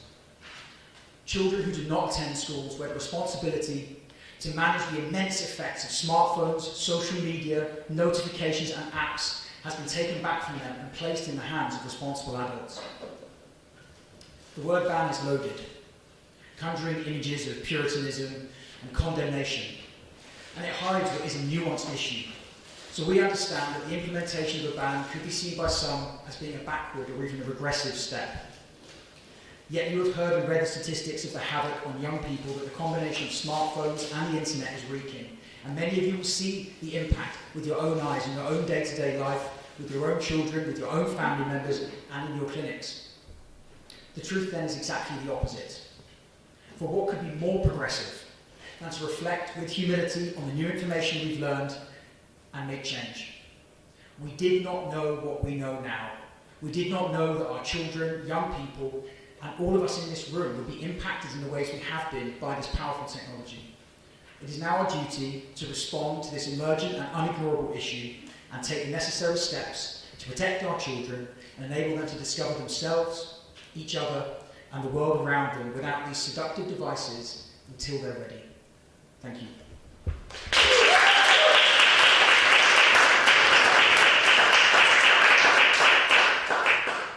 Thank you very much, Mr. Edler. I think the Leader of the Council is going to respond. Thank you very much for your address. While I have enormous sympathy for the aims of your campaign, as I think most, if not all, of the councillors in this chamber do, I'm not convinced that the motion in front of us will assist with your aims. I'm aware that many schools and academy trusts in the city are already doing this, and it's also worth saying that we are not currently the city's education authority, and that while we work closely to support our local schools, and in particular to help them to raise attainment, we have no remit to instruct them to do anything. So thank you very much for your address. We will be discussing the motion later if we have time. Thank you.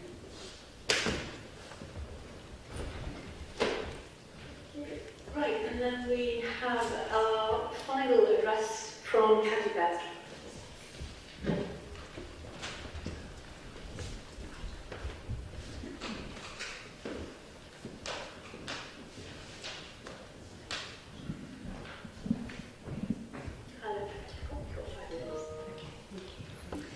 The last time we spoke, we explained that we wanted to challenge your decision to appropriate Bertie Park on the grounds that our recreation ground is obviously still required for the purpose for which it was held immediately before the appropriation. Your documentation used data from the local insight profile for Hinksey Park ward, like the lower quartile house price and the percentage of households living in socially rented homes, to show that there is a significant need for social housing in the area. Most would use this same data to conclude that there is also a significant need for recreation space. In the Cabinet meeting last October, Councillor Hollingsworth described your plans for Bertie Park as a re-provision of open space in a slightly different place form and the provision of 2 new play areas in a slightly smaller form. Slightly was understatement of the year. At a time when you want to build hundreds more houses in our area, your documentation makes it clear that your proposed re-provision will not even meet the needs of existing users. But you still decided to proceed with the appropriation. Our lawyers advised us that we could not argue that this was wrong. We had to argue that no rational person would make this decision. Yet here we have a Labour council who argues in the face of your own research and policies and national policies that areas that need social housing don't also need proper recreation grounds. So our lawyers advised us to wait and challenge any award of planning permission. Well, it is nearly 2 years since the Environment Agency first objected to your plans for Bertie Park. In October 2023, Councillor Upton told us that you were considering amendments to respond to the concerns expressed by the Environment Agency, and that any such amended plans would be reconsulted on ahead of any report to Planning Committee.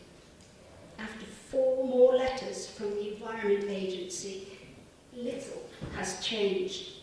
One of their biggest objections is to a massive bridge that the Environment Agency say is entirely inappropriate within the landscape and threatens the area's ecological functionality and ultimately value.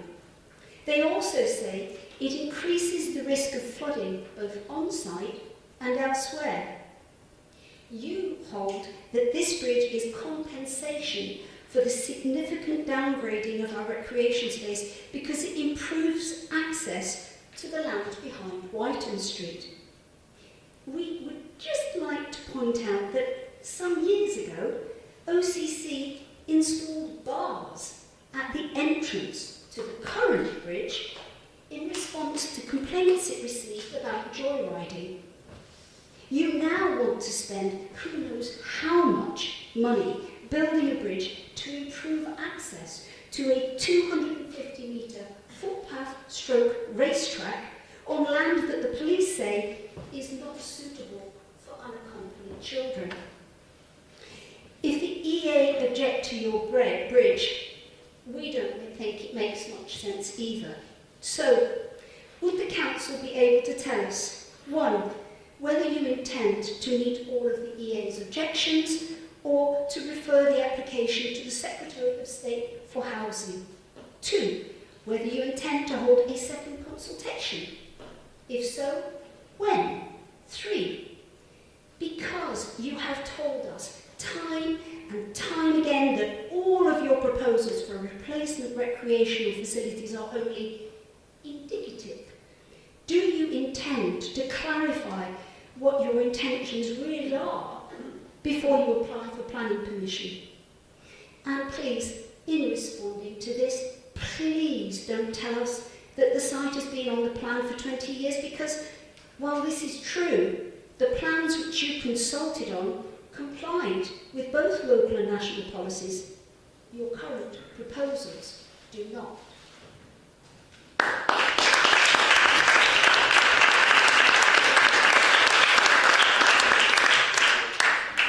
Thanks, Liz. Actually, Councillor Chapman is going to respond. Thank you very much, Lord Mayor, and thank you very much, Respect, for your comments, for your address. As I'm sure you're aware, these matters are subject to a live planning application, and it will be decided by the local planning authority in due course. And I would expect that planning application to come forward for discussion in the autumn. OX Place, the council's wholly owned housing company, have been working positively with the Environment Agency and the local planning authority with the intention to address all of the Environment Agency's objections. Updated bridge plans and a biodiversity net gain assessment will be submitted to the LPA shortly. The last formal LPA consultation on this application was way back in May 2023. This additional information is expected to be subject to a fresh formal planning consultation after the receipt of it by the LPA. OX Place also intends to continue further collaboration with the community to build on the successful young persons engagement event conducted prior to the planning application submission, with a further engagement event with young people after planning to finalise the plans for the play. Thank you very much. Thank you, Councillor Chapman. Right, that is the end of the public addresses. So now we are moving on to motions. So I think we'll go straight into the first motion, and I call on Councillor Taylor to introduce the motion. Thank you very much, Lord Mayor. London's congestion scheme is flawed. It has a lot of problems with it, but it's something that we could discuss as an authority and as a community. The big flaw that I will get into, and a lot of my fellow Labour councillors will get into, is that it is unequitable. I grew up in London. Wherever I took the tube or the train into the city centre, we would always see cars going through, and those cars would always be Ferraris, Lamborghinis, and they look to be from residents from more wealthy areas. So the main problem with the congestion charge is that it is unequitable in London. The problem with the proposed scheme that has been proposed by Oxfordshire County Council is that it is not a congestion charge. London's congestion charge draws out a zone, an area within London with which you cannot drive through. It is the city centre. What the Oxfordshire County Council are proposing is to essentially turn 6 of Oxford's main roads into toll roads. It's not a congestion charge.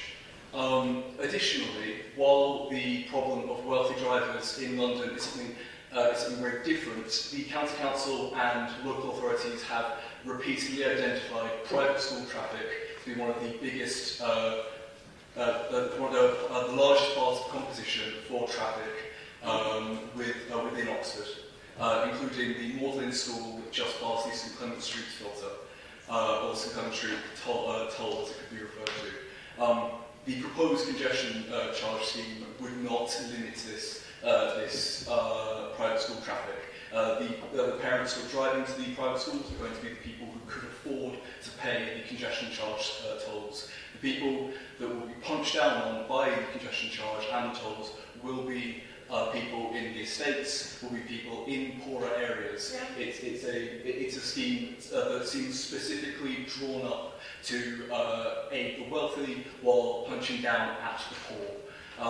This is why I take a lot of issue with the County Council continually referring to it as a congestion charge, and that's why I bring up London's congestion charge. It's a very different scheme. I would like, at some point, the County Council to begin to acknowledge that they are essentially proposing 6 toll roads for the city, which I don't believe is a serious plan to tackle traffic.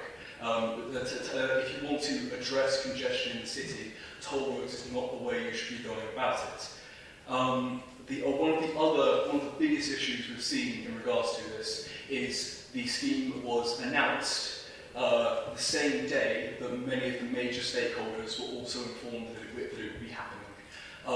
What we'd like to do as a council is have a proper sit down with the County Council and explain to them why we oppose this scheme and what we think we could do better.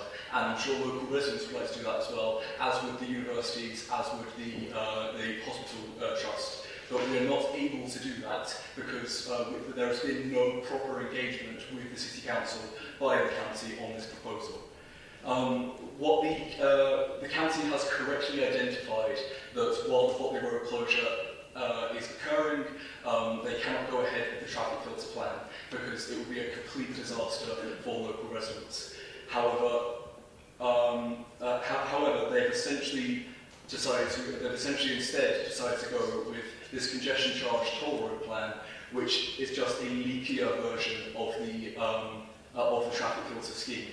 As a result, I move that the City Council opposes this congestion charge scheme, and I do wish in future that if the County Council proposes major traffic measures, they first come to the City Council and consult with us before announcing it to the public or attempting to put anything like this in place. Thank you.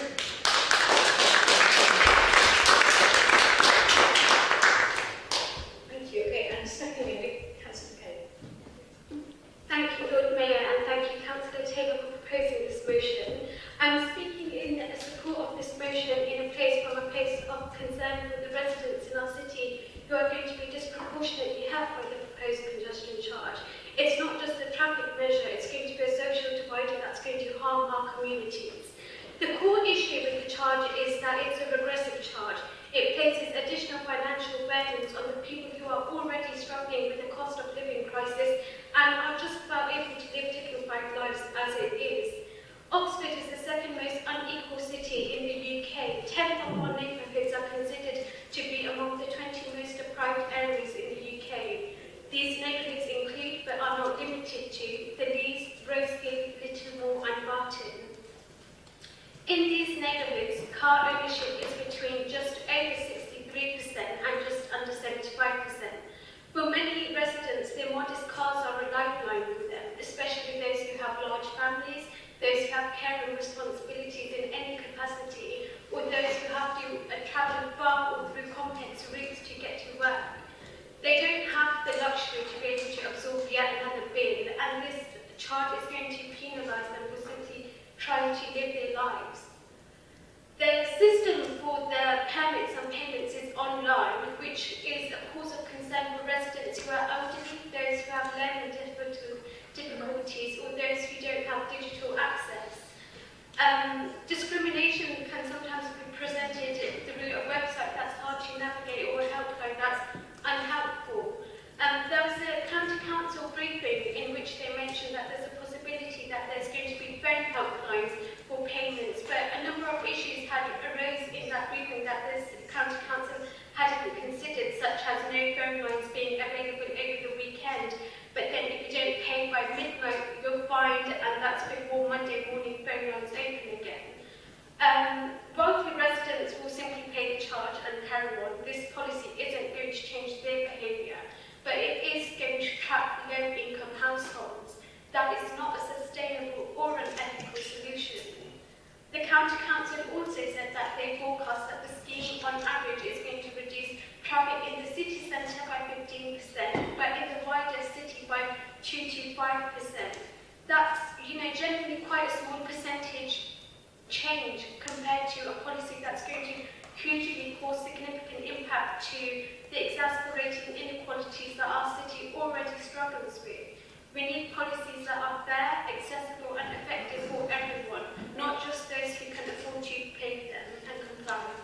Thank you.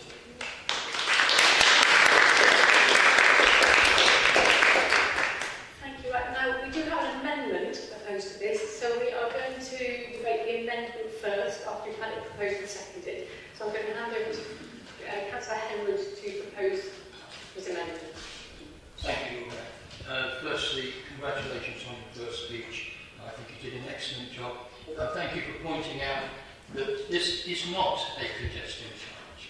Clearly, if there was congestion evident in Cross Street, in other areas of the city, that would be the case. Congestion, however, is isolated to the St Clement's area and the Plain.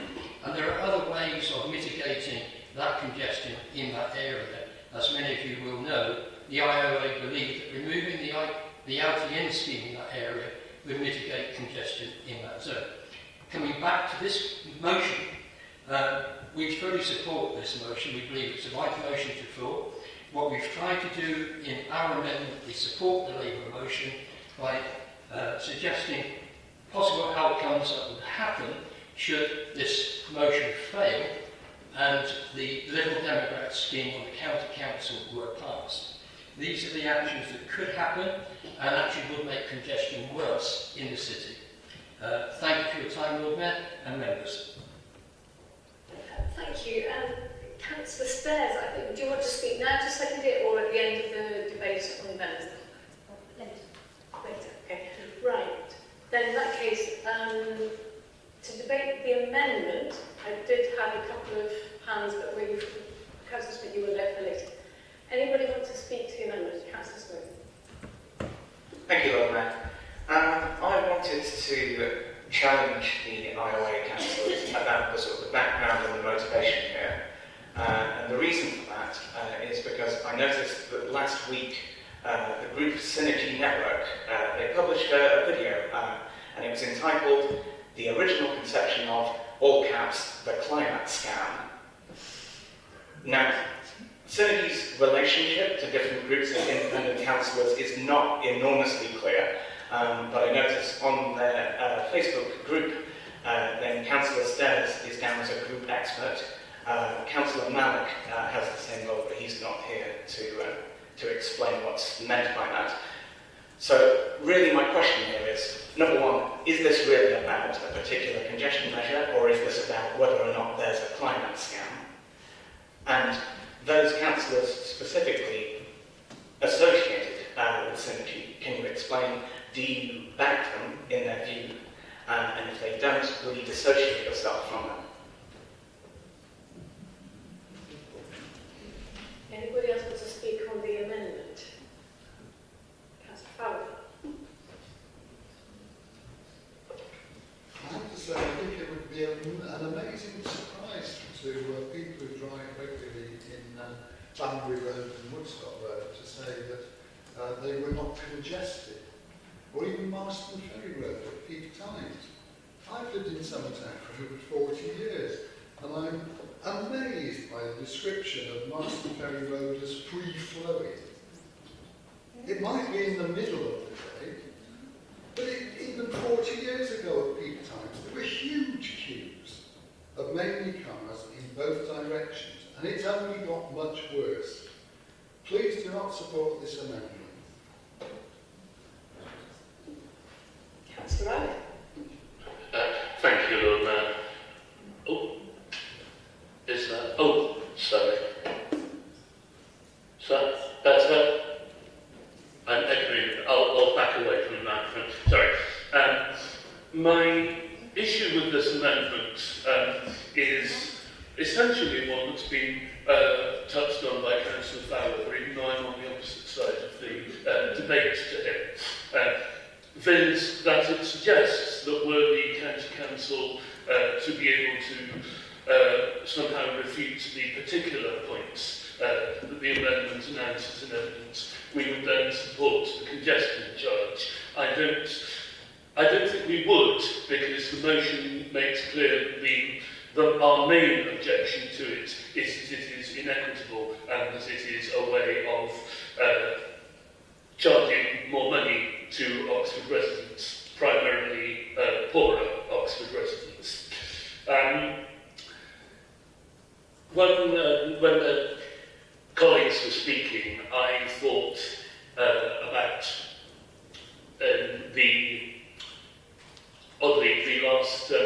the last meal out that we had for staff of the Barton Community Association, where half of us arrived on time and the other half arrived nearly an hour late. The ones who arrived on time were the ones who walked, like me, or cycled, or a couple who came in their private cars. The ones who arrived nearly an hour late were the older and a couple of disabled members of the committee. The County Council's traffic policy is not working for people who are less mobile or are disadvantaged in our city. I absolutely support encouraging active travel, and I want to see our council and the county council working together to increase cycling and walking as much as possible. But I do not believe that this should be done at the expense of people who can't use methods of active travel, and I don't think it should be done at the expense of people who live in areas of deprivation like Barton. And I'm afraid I think the County Council's policy agenda, as it currently is doing it at the expense of those people, and that is primarily why I wish to support the motion. Thank you. Anybody else on the amendment before I ask Councillor Stairs to second it? No, okay. Oh, sorry. I'm not sure which parts of the amendment I'm not sure where the evidence of the amendment comes from. Sorry, I haven't had a chance to look at your evidence if you provided it. But I wasn't that sure that Councillor Smerton's questions about motivations was that relevant to the discussion. And I guess that's the point I'm trying to raise. I'm not really sure that it added much to the discussion around whether people are vaguely associated with some group or not. I'm not really sure that it added much to the discussion. Thank you. Okay, I'm going to hand that back to Councillor Stairs. Well, I'd just like to say that it's really refreshing that finally to hear Labour are actually listening to residents and speaking out against traffic measures that have actually destroyed lives in the city. So well done. Thank you. Okay, thank you. So at that point, I think we now have to vote on the amendment. Do I have a right to reply to the amendment or no? Not to the amendment. Okay, that's fine. No. Okay, so in terms of the amendment, can I see all those in favour of that amendment?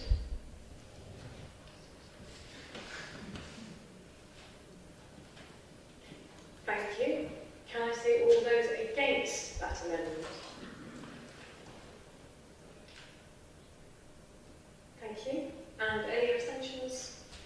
No abstention. Thank you. Okay, in that case, that amendment falls. So we're now going to debate the unamended original motion. So I had Councillor Smith.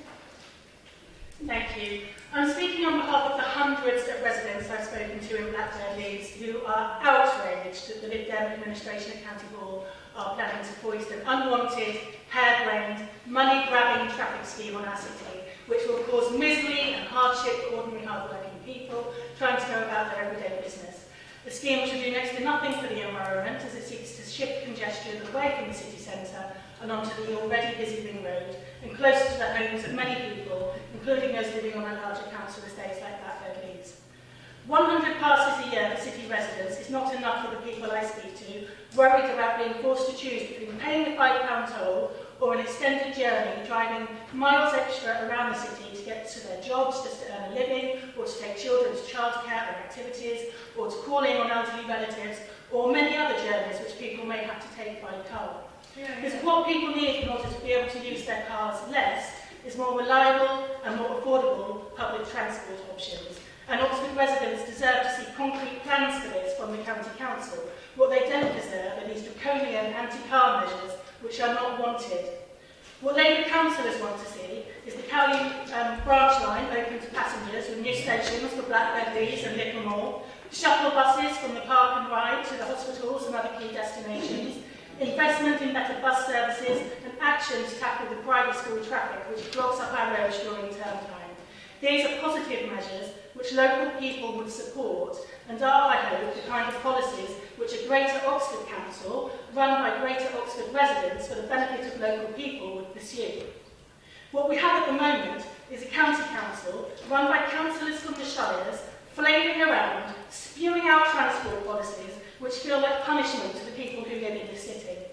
It's completely incoherent. The zero emission zone, the workplace parking levy, traffic filters, quick ways, congestion charge, LTNs, none of this is joined up, and the County Council have failed time and time again to consult, to listen and act in the interest of our residents. I implore Councillor Gant, if he's listening from somewhere, to drop this proposal, and I hope that soon we will have a Greater Oxford Council as the Highways Authority, taking decisions with local people, not treating us as human guinea pigs for harmful traffic and transport measures.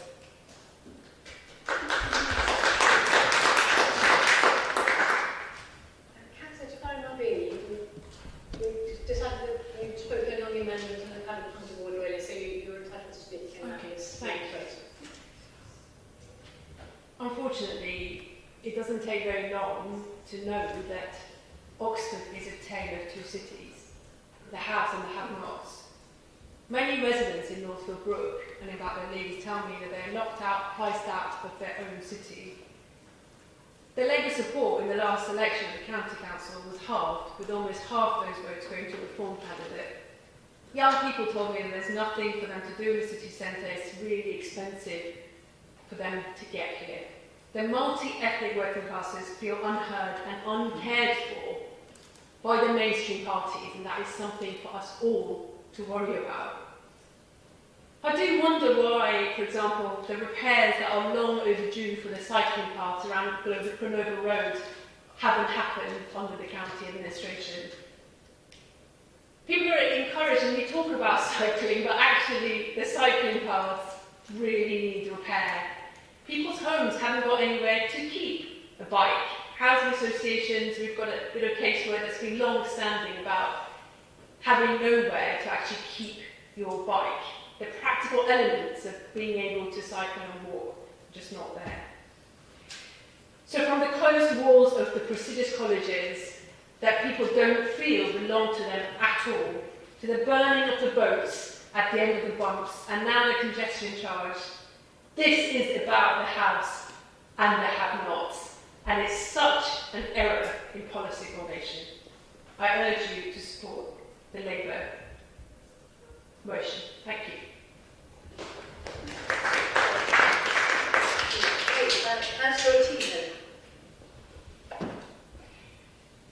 Yeah, I do see better public transport and better cycle infrastructure as a key to tackling congestion in the city.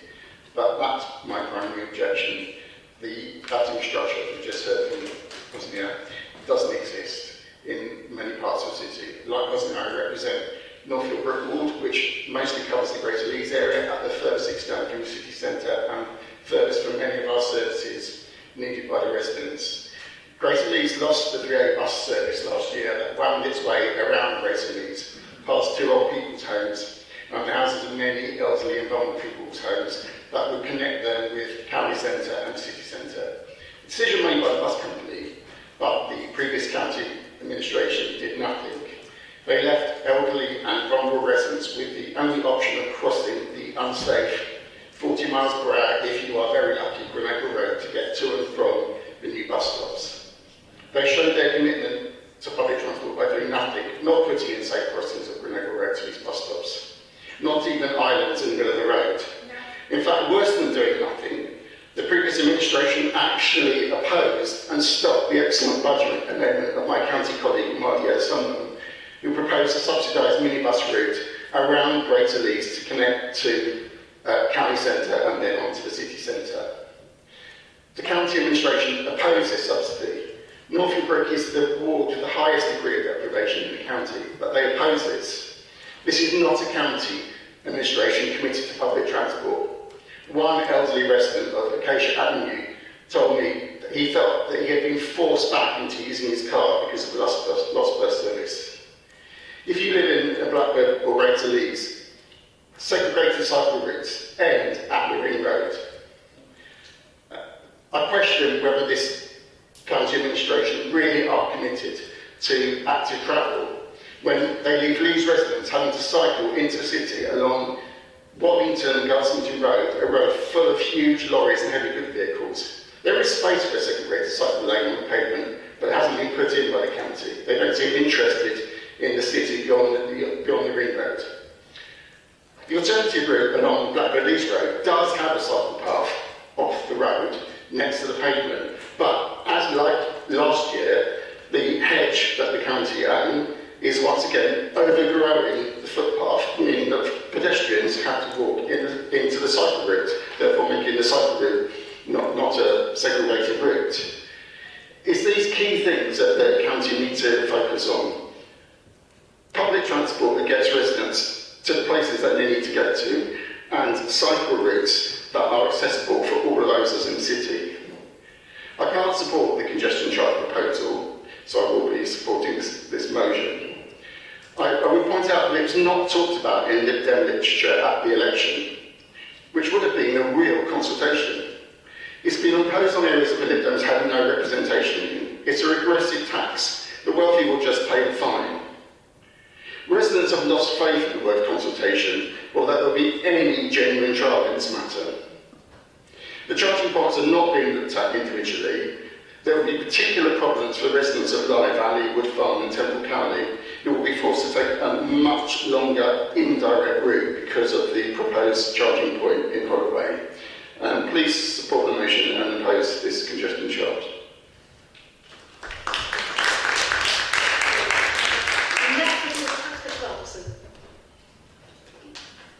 Thank you, Lord Mayor.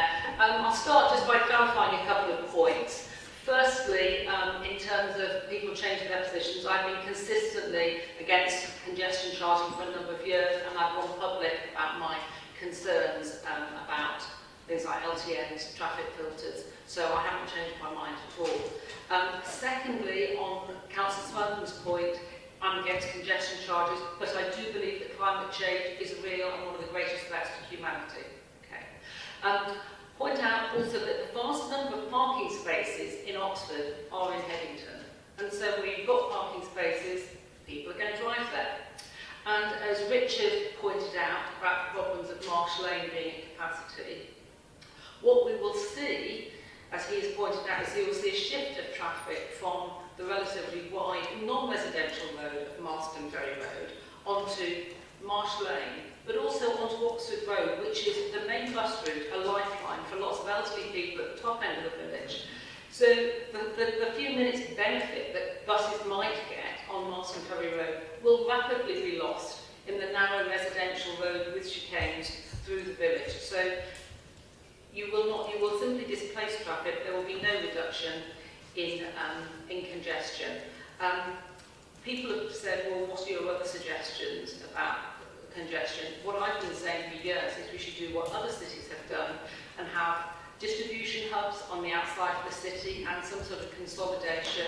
You might laugh, Councillor Fowler, but other cities have done it and they've done it with a significant amount of success. So you don't have lots of diesel vans bombing around the city, adding to pollution, but you have some sensible way of consolidating it and reducing the number of vans. So that won't solve the problem, but at least it's one alternative. So I would urge people to support the motion. Thank you. Councillor Rocha. Thank you. I hope many of you heard my speech at the Cabinet meeting when this was being consulted. or not. And I did say that, you know, as a city councillor, I'm not just representing my ward, Blackbird Leys, I'm representing the city. And all those voices across Oxford who feel that they are not being heard, they are being overcharged, and they're being pushed aside. The so-called temporary congestion charge is not just poor policy, it's really bad timing. During the cost of living crisis, asking people to pay £5 a charge a day to drive through their own city is simply wrong. We're told that this will improve buses and cut traffic, but people remember how temporary schemes like the LTNs became permanent with little engagement and broken trust. Like my co-councillor, Councillor Bertino said, this is a regressive tax that hits our lowest paid workers the hardest. Many of the outskirts of Oxford, where public transport is patchy and safe cycle routes are lacking, have no choice but to drive. And permanents are not fixing it. These are complex and alternatives do not exist. I urge you guys, please reconsider. Thank you. Thank you very much, Lord Mayor. A quote from November 22 to start off. The biggest problem is too many cars. Those were the wise words of Councillor Liz Brickhouse, leader of the County Labour Group, in preparing to vote in favour of traffic quotas at that time. She was right then, and she has not become less right with the passage of time. Oxford's traffic problem is not complicated. We have narrow streets, the number of cars grows year after year after year, and traffic jams of cars suppress bus usage. We all know that if everybody driving moved onto the bus, that would be better, less emissions, less congestion, but it only makes sense if people do it together, if there's a motive to drive less. We have an opportunity to make the bus a first-class citizen, for the bus to be the best option for those able to ride, leaving the roads more available for those who don't have that option. As a city, do we or do we not back our buses? Looking at the motivation in front of us, it seems that Labour has given up. The traffic filter scheme bends over backwards to accommodate drivers. There are wholesale exemptions for disabled drivers, for business vehicles, for SEND transport, for carers. The list goes on. Oxford residents get 100 days free every year. It is even possible to get practically everywhere in the city without passing a filter. None of these things are true of the London congestion charge. It is a fundamentally different scheme built for a different city. All they've got in common is that once one's 100 free days are used up, it is possible to pay £5 a day. £5 that one can avoid by driving around, and £5 that will be reinvested in transport. £5 for lower fares, or even free park and ride. £5 for new and improved bus services. Which one of these is this council proposing to oppose? There are some who object that money is involved here. Yes, a daily charge is easier for some than for others. But to those people I say, first, if there is no money raised, then we cannot fund reduced bus fares or new bus services. A scheme that raised no money would be all stick and precious little carrot. Second, remember that people on low incomes are the least likely to own a car at all. Those are the people that rely on the bus, and they will suffer the most if we fail to back our buses today. Finally, if that truly is the obstacle here, then why not speak up for discounting based on income? If you're truly constructive critics, not just naysayers, then bring a constructive amendment like that. I'll be very happy to back it. Some responses since the bell hasn't gone. Councillor Jafari Marbini asked why is it relevant relating to Synergy Network and their climate scan video. I think it is relevant because climate is a very, very important reason why we should improve the way that we travel. And if groups are publishing videos on that theme, and if councillors are associated with those groups, I think it's important, if we know that that's where this is coming from, or if it's not where that's coming from, that that should be properly explained. Councillor Smith deals with shuttle buses. Shuttle buses are great, but they don't work without congestion reduction. Congestion reduction is a necessary precondition for those shuttle buses to be able to do their jobs. And finally, Councillor Taylor talked about toll roads. I think this is a distinction without a difference, frankly. If you take a congestion zone like the existing ZEZ that was implemented by Labour in the city centre, then as you grow and expand or shrink that, then it acts more like a zone and less like a toll road. It has fundamentally the same impact. Councillors, we need to back our buses. Our bus operators are asking for our support. Please back them and reject this motion. Thanks, Mike. Right, next on my list is Councillor Powell. Thank you very much, Lord Mayor. I must say I'm disappointed by the tenor in which these issues have been raised today. Just a year ago, when news of the delays to the traffic filters were announced, the Labour group spoke of an immediate need to get buses moving, make cycling safe, and clear up the air for our children's lungs. All of these needs remain urgent. Nothing has changed. So why is the Labour group, which a year ago itself made the urgent case for action, now proposing a motion which calls for this council to oppose the very action they called for? The congestion charge proposal is not perfect. I would, for example, prefer that larger cars paid a higher proportion, recognising a disproportionate impact on congestion. And I acknowledge that our city is a place of immense inequality that we all have a duty to address. But this motion fundamentally will not do that. As I listen to speeches of those supporting this motion, I hear a myriad of issues which demand immediate redress. But what this motion basically does is instate the status quo without addressing any of the problems of which they speak. As Councillor Smoten has just outlined, the fundamental answer to many of the issues that we are highlighting is better bus provision. And it is remiss of me not to point out that it was the Labour National Government who instituted a 50% increase in the cap on bus fees just a year ago. So to talk of the impact on equality of this motion, which as referenced has the 100 free passes, has protections in there for all sorts of different categories, and to frame that in terms of inequality is fundamentally disingenuous.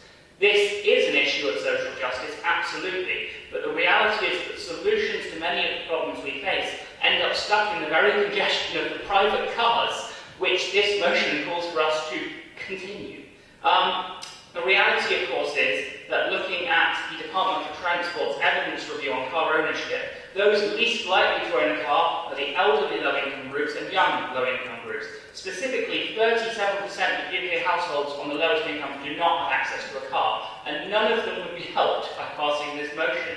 These are people dependent on buses. So if we want to talk about economic and social justice and its link to environmental justice, what we need to do is make a case for affordable bus access, for an increase in bus routes, as colleagues have so emphatically and strongly spoken of today. We absolutely need to see more done by the County Council to address inequality in our city. There needs to be more provision of adequate travel opportunities for people beyond the ring road, as has been raised by Councillor Otina. And of course, there will always be people who require access to cars. But fundamentally, those people are also disadvantaged by keeping our roads congested. If people, because of disability or age or any other reason, are unable to make journeys by public transport or active travel, they are done no favours by having to wait an additional hour sat in the traffic on the plane. And I have to say, as the Council of St Clement's Ward, which includes the plane and St Clement Street, my residents live with the reality of this congestion every day. And to me, it's utterly inconceivable that this council would express a view that that should continue. And I think particularly because it's been raised, this is a point where we are seeing a re-evaluation of our system of local government in this city. This council has put forward the case that there should be a city-based authority which takes responsibility for transport. And frankly, I think we do ourselves a disservice if we therefore back a motion that shows that we are fundamentally bereft of any idea of how to deal with the issue of congestion. So I will be opposing this motion and would request colleagues to do the same. Right, just to say, I have 80 more people on the list to speak. If you all take your 3 minutes, that will be the entire hour of the debate gone, because we need to finish at 2019. So, just to be clear, if you want to speak about the next motion, you will need to be very, very quick. Right, so the next person on my list is Councillor Miles. Thank you. So, you talked a lot about fairness, and I want a fair deal for residents as well, but congestion is slowing down buses and the movement of people around our city at certain times of day. You talk about fairness, but the poorest and oldest people are people who ride on buses because they don't have cars or they're too old to drive, and those who are disabled are going to be exempt anyway. Children can't drive, they're not old enough to, but they can independently travel around the city via buses if we have a decent bus service. The highways are a public good, but space is limited, so it's only fair to prioritise this public space for public transport to get Oxford moving again during peak demand times. Now, we need mitigation measures, and temporarily implementing a congestion charge will help with this. Now, the leader of the council, so Councillor Brown, you yourself called for interim urgent measures to tackle congestion earlier on this year. This is a temporary solution to an urgent problem. A congestion charge is about incentivising behaviour change. We needed to combat congestion and reduce our city's transport-related emissions. It's a fairer solution to have the traffic filters, but I know that many of you speak out about that too, whilst using the same arguments today against the congestion charge. That the current plans are trying to promote public transport that is for everyone, with investment for additional bus routes and reduced price of tickets as a result of this charge. Buses will be able to rival the convenience of private vehicles and be cheaper. And we'll have more routes to be enabled through this at a time when your Labour government nationally has increased bus prices, as we've heard others say. We'll be able to invest in more bike hangers, which we've talked for those who can't store a bike in their house. In my house, I've got like 5 bikes in my living room. I'm lucky enough, I've got space for that, but not everyone has. And we need the investment in these sorts of things. Right? And so we will have a reduction in traffic that will enable a crossing to be at the Marston Ferry Road, which I know Councillor Fry was calling for. We're only going to be able to get that if we reduce the congestion and reduce the traffic flows. And now, I know that the delivery hubs have been mentioned, and that's something else that's on the agenda. The County Council is doing that. So these things are being worked on. School traffic, you talk about private school traffic. To be honest, congestion doesn't differentiate whether you're from private school or state school. I went to state school. If I went to state school, my card doesn't say whether it's state school or private school. Cars are cars and they're congestion, right? I have worked firsthand with the schools in North Oxford, and it's not just the independent schools, to try and bring forward measures to address and encourage schools to increase bus network use and also use the park and ride. It's a very long process, more complicated than you might imagine, but it is starting to work, and we are starting to see engagement and use of park and ride by the independent schools and greater use of their schools. And it's been really hard work, and blood, sweat and tears. Thank you. Today you're opposing faster buses, cheaper buses, and safer street transmissions.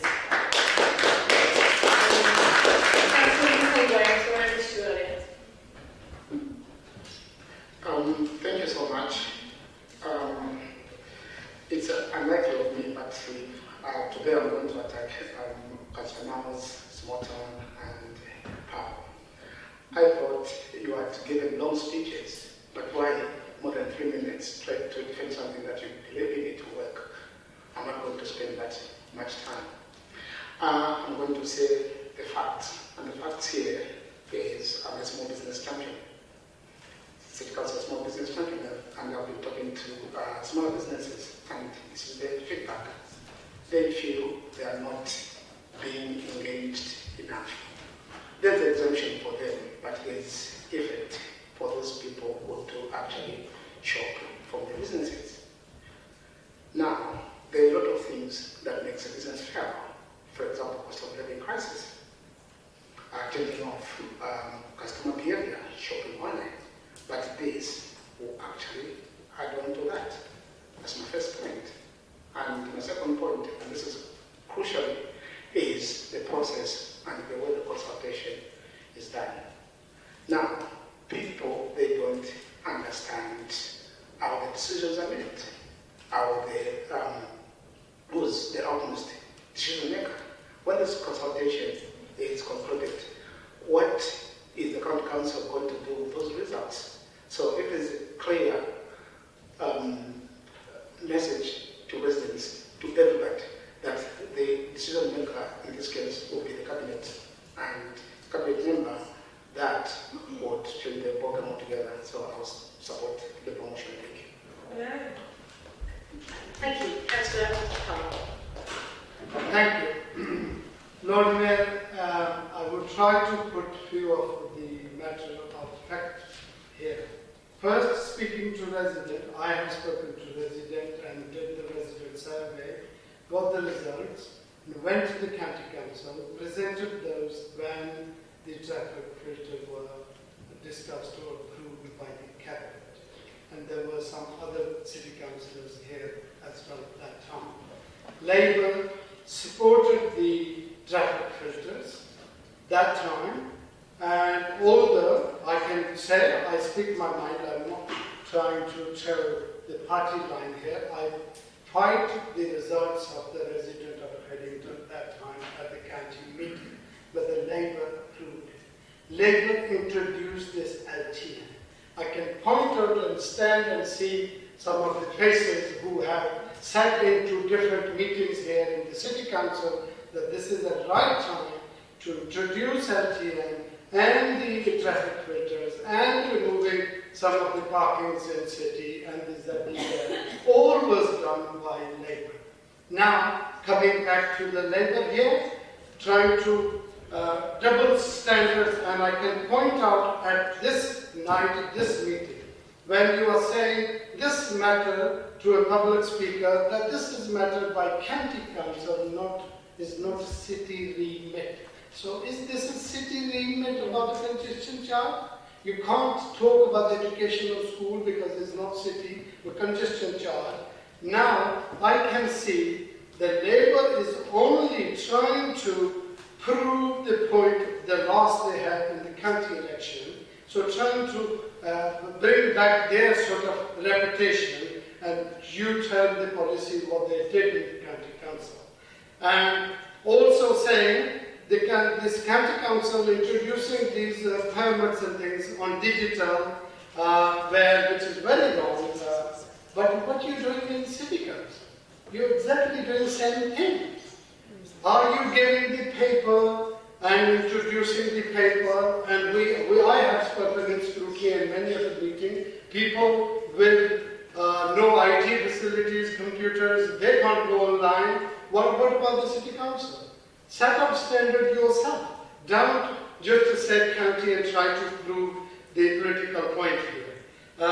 You have no alternative here. You have approved the Labour, Lib Dem, Green, three parties together approved this bus filters with 100 passes a day, and the other option was to go through those without pass and break that and get a £40 charge.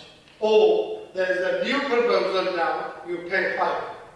So is that something we've got to be think and to be explained to the people that rather than going through after your 100 passes, you'll pay fine. Now you have another alternative. You come up with alternative if you're trying to speak up and you are saying this is the rich and poor will do this and rich. So this is all political recovery from your county bad loss you have. You have no alternative at all. Stop you there.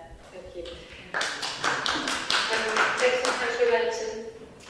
Thank you very much, Lord Mayor. So, first off, telling City Council 8 hours before the press release went out was a genuine disgrace, and I trust the county will do better working with us as a partner and not a body to tell things to at the last minute in the future.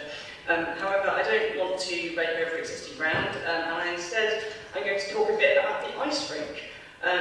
This is a city asset, we are very proud of it. And it is reasonably sort of uniquely affected by this proposed congestion charge, since it's in the central region where it's unavoidable to pay £5 to access it. There's good provision for residents and visitors. Visitors, those residents who live within that area already, which is welcome. However, there is no such carve-out at the moment for the ice rink. I want to be crystal clear from the outset here. The ice rink as a facility cannot fail. Very few cities have one. There are about 60 left in the country. They are closing left, right and centre. And it's an asset for this city and way beyond. It also generates revenue that cross-subsidises other leisure facilities in the city, so we literally cannot afford it to fail. It's also an important part of literally thousands of people's lives. There are well club clubs across ice hockey, figure skating and ice dancing for all ages that come and use the rink. We've got a survey ongoing at the moment for the various user groups with currently sort of 180 responses. I was quite surprised myself, to be honest, but a staggering 97% of them either drive or are driven to drink. Many come to the ice rinks multiple times a week, sometimes every day. Yeah, there's uses inside the city, but many are from outside it and actually outside the county as well. The main reason for this, like generally massive super majority of car users getting there is the kit bags, especially for the ice hockey. So some of you will know I'm a big fan of the quaxing, which is transporting weird and wonderful things by bike. But having seen these things in real life, I'm not sure even I would be up for cycling in with one of those. Getting one of those on bikes or buses is generally like not low-hanging modal shift routes. Keeping grassroots concepts going is generally very challenging. At the best of times, and adding £50 to £100 per month to these users could genuinely, like actually really kill these clubs. I've run grassroots sports clubs, it's what I did before becoming a councillor. I know they are hard, difficult work to build up, but very easy to wreck. And I fear that a year of congestion charge on the ice rink users could do just that. So in short, I have very real concerns about the effects of this scheme on the ice rink and trust the county will be putting a carve out in to assure this key city facility does not fail in the year or so the congestion charge runs. Thank you. Reminder everyone, we have got very few minutes left for these speakers to go through, so please be as quick as you can. Thank you very much, Lord Mayor. 3 words describe this proposal: unfair, illegitimate, ineffective. Unfair because the richest in our society will pay the same as the poorest. The person driving a Rolls Royce will pay the same as somebody on universal credit.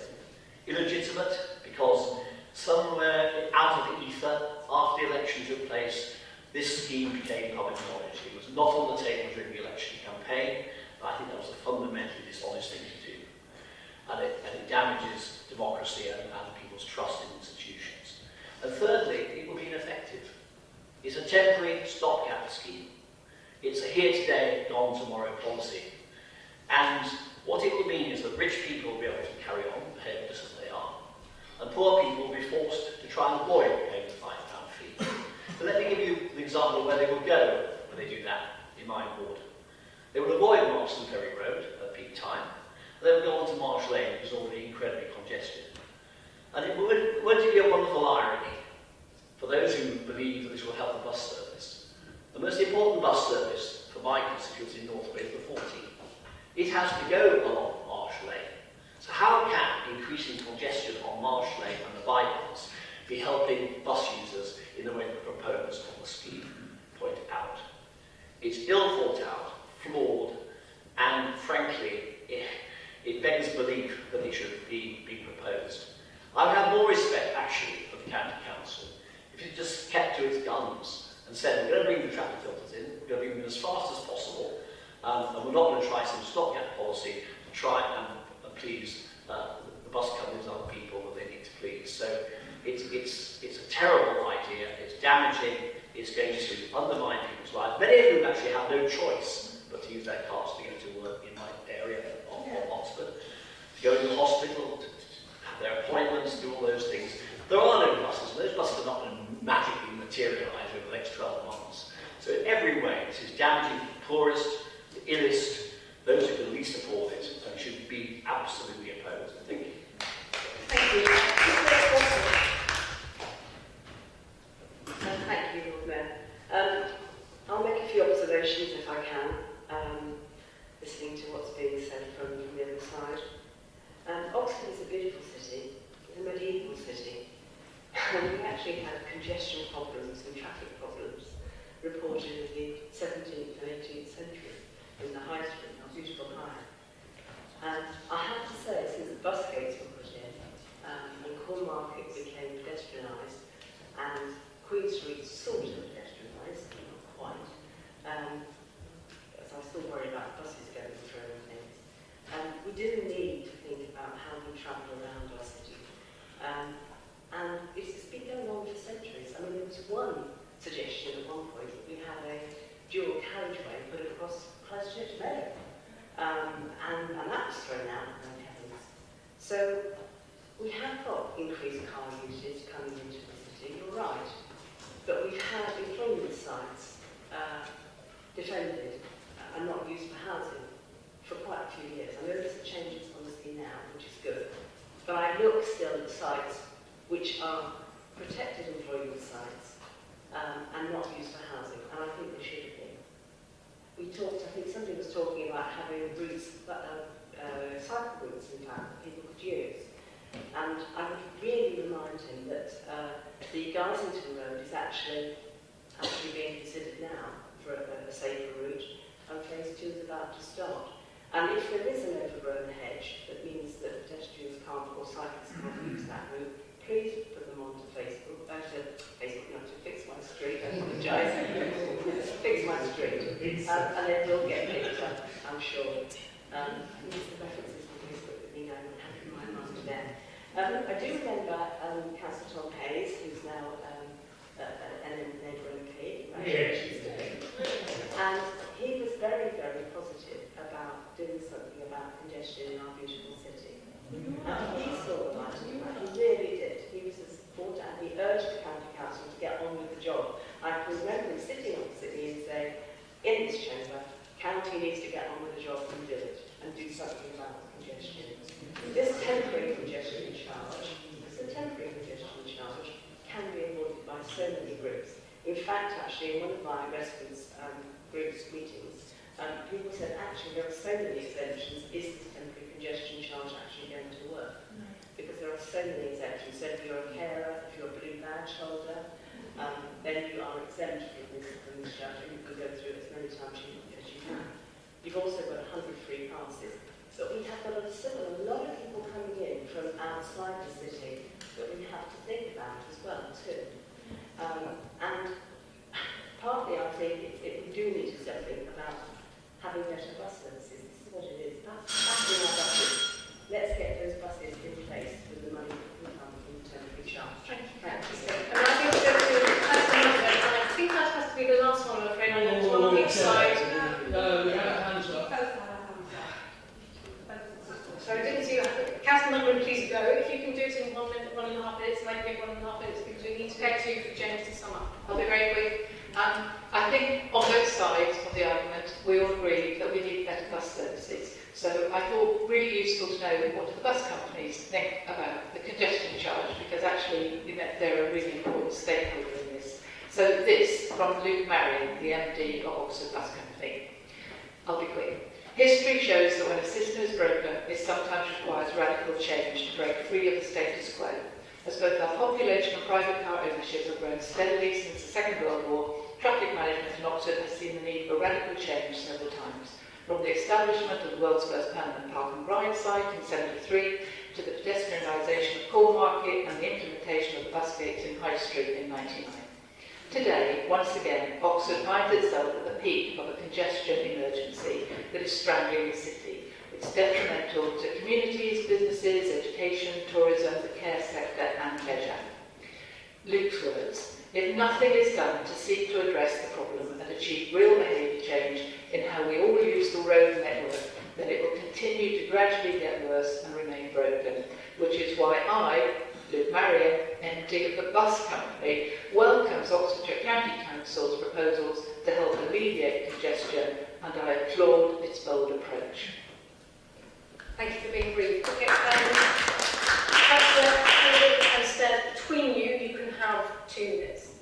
Thank you, Chair. Luke Marion also went back to identifying the causes of congestion in Oxford East. He identified that as the LTN scheme that was the cause of the problem.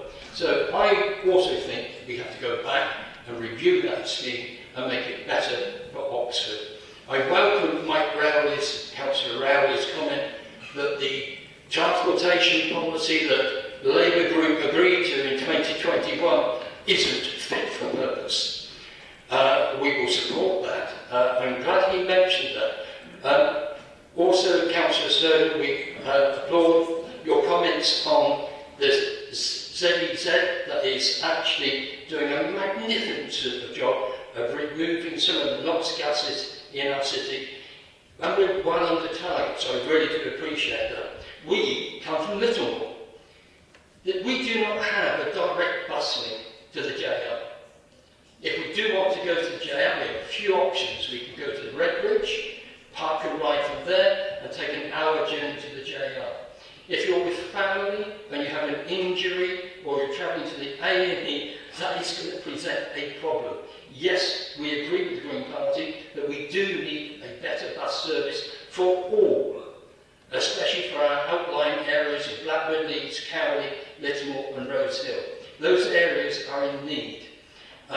What I do want to go on and say about the congestion charge, it is not fit for purpose. I do recognise that we have congestion in St Clement's, in that area. In other parts of the city, I'm afraid, it is not congestion.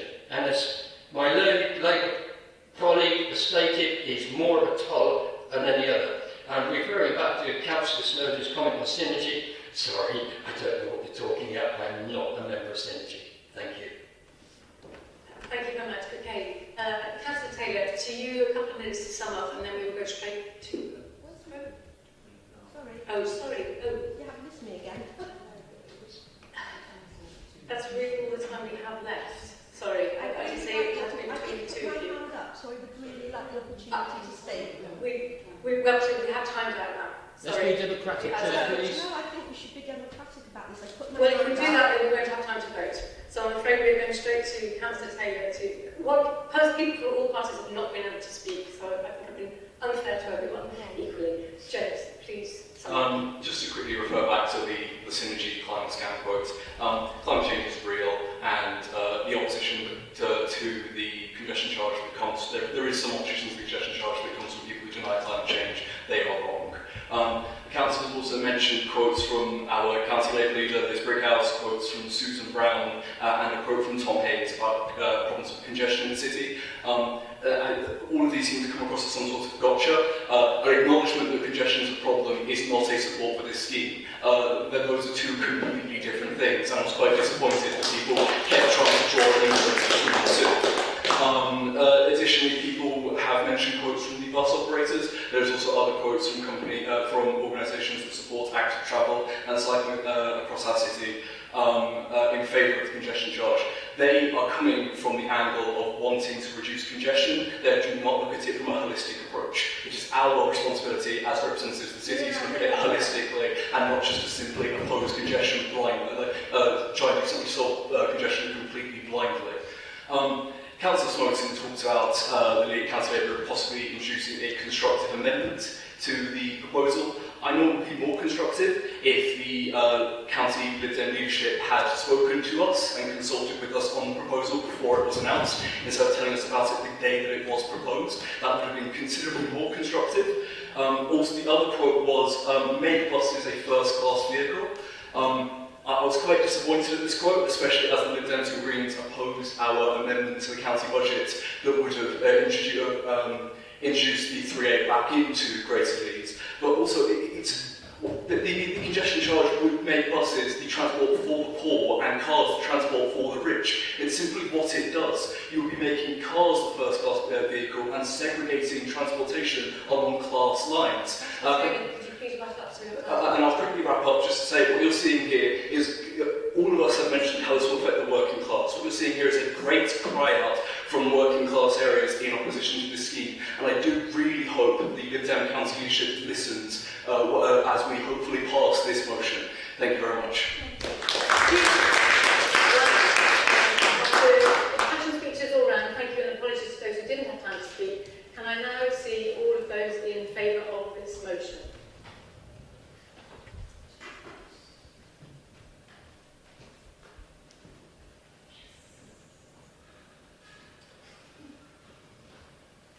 Thank you. And those against?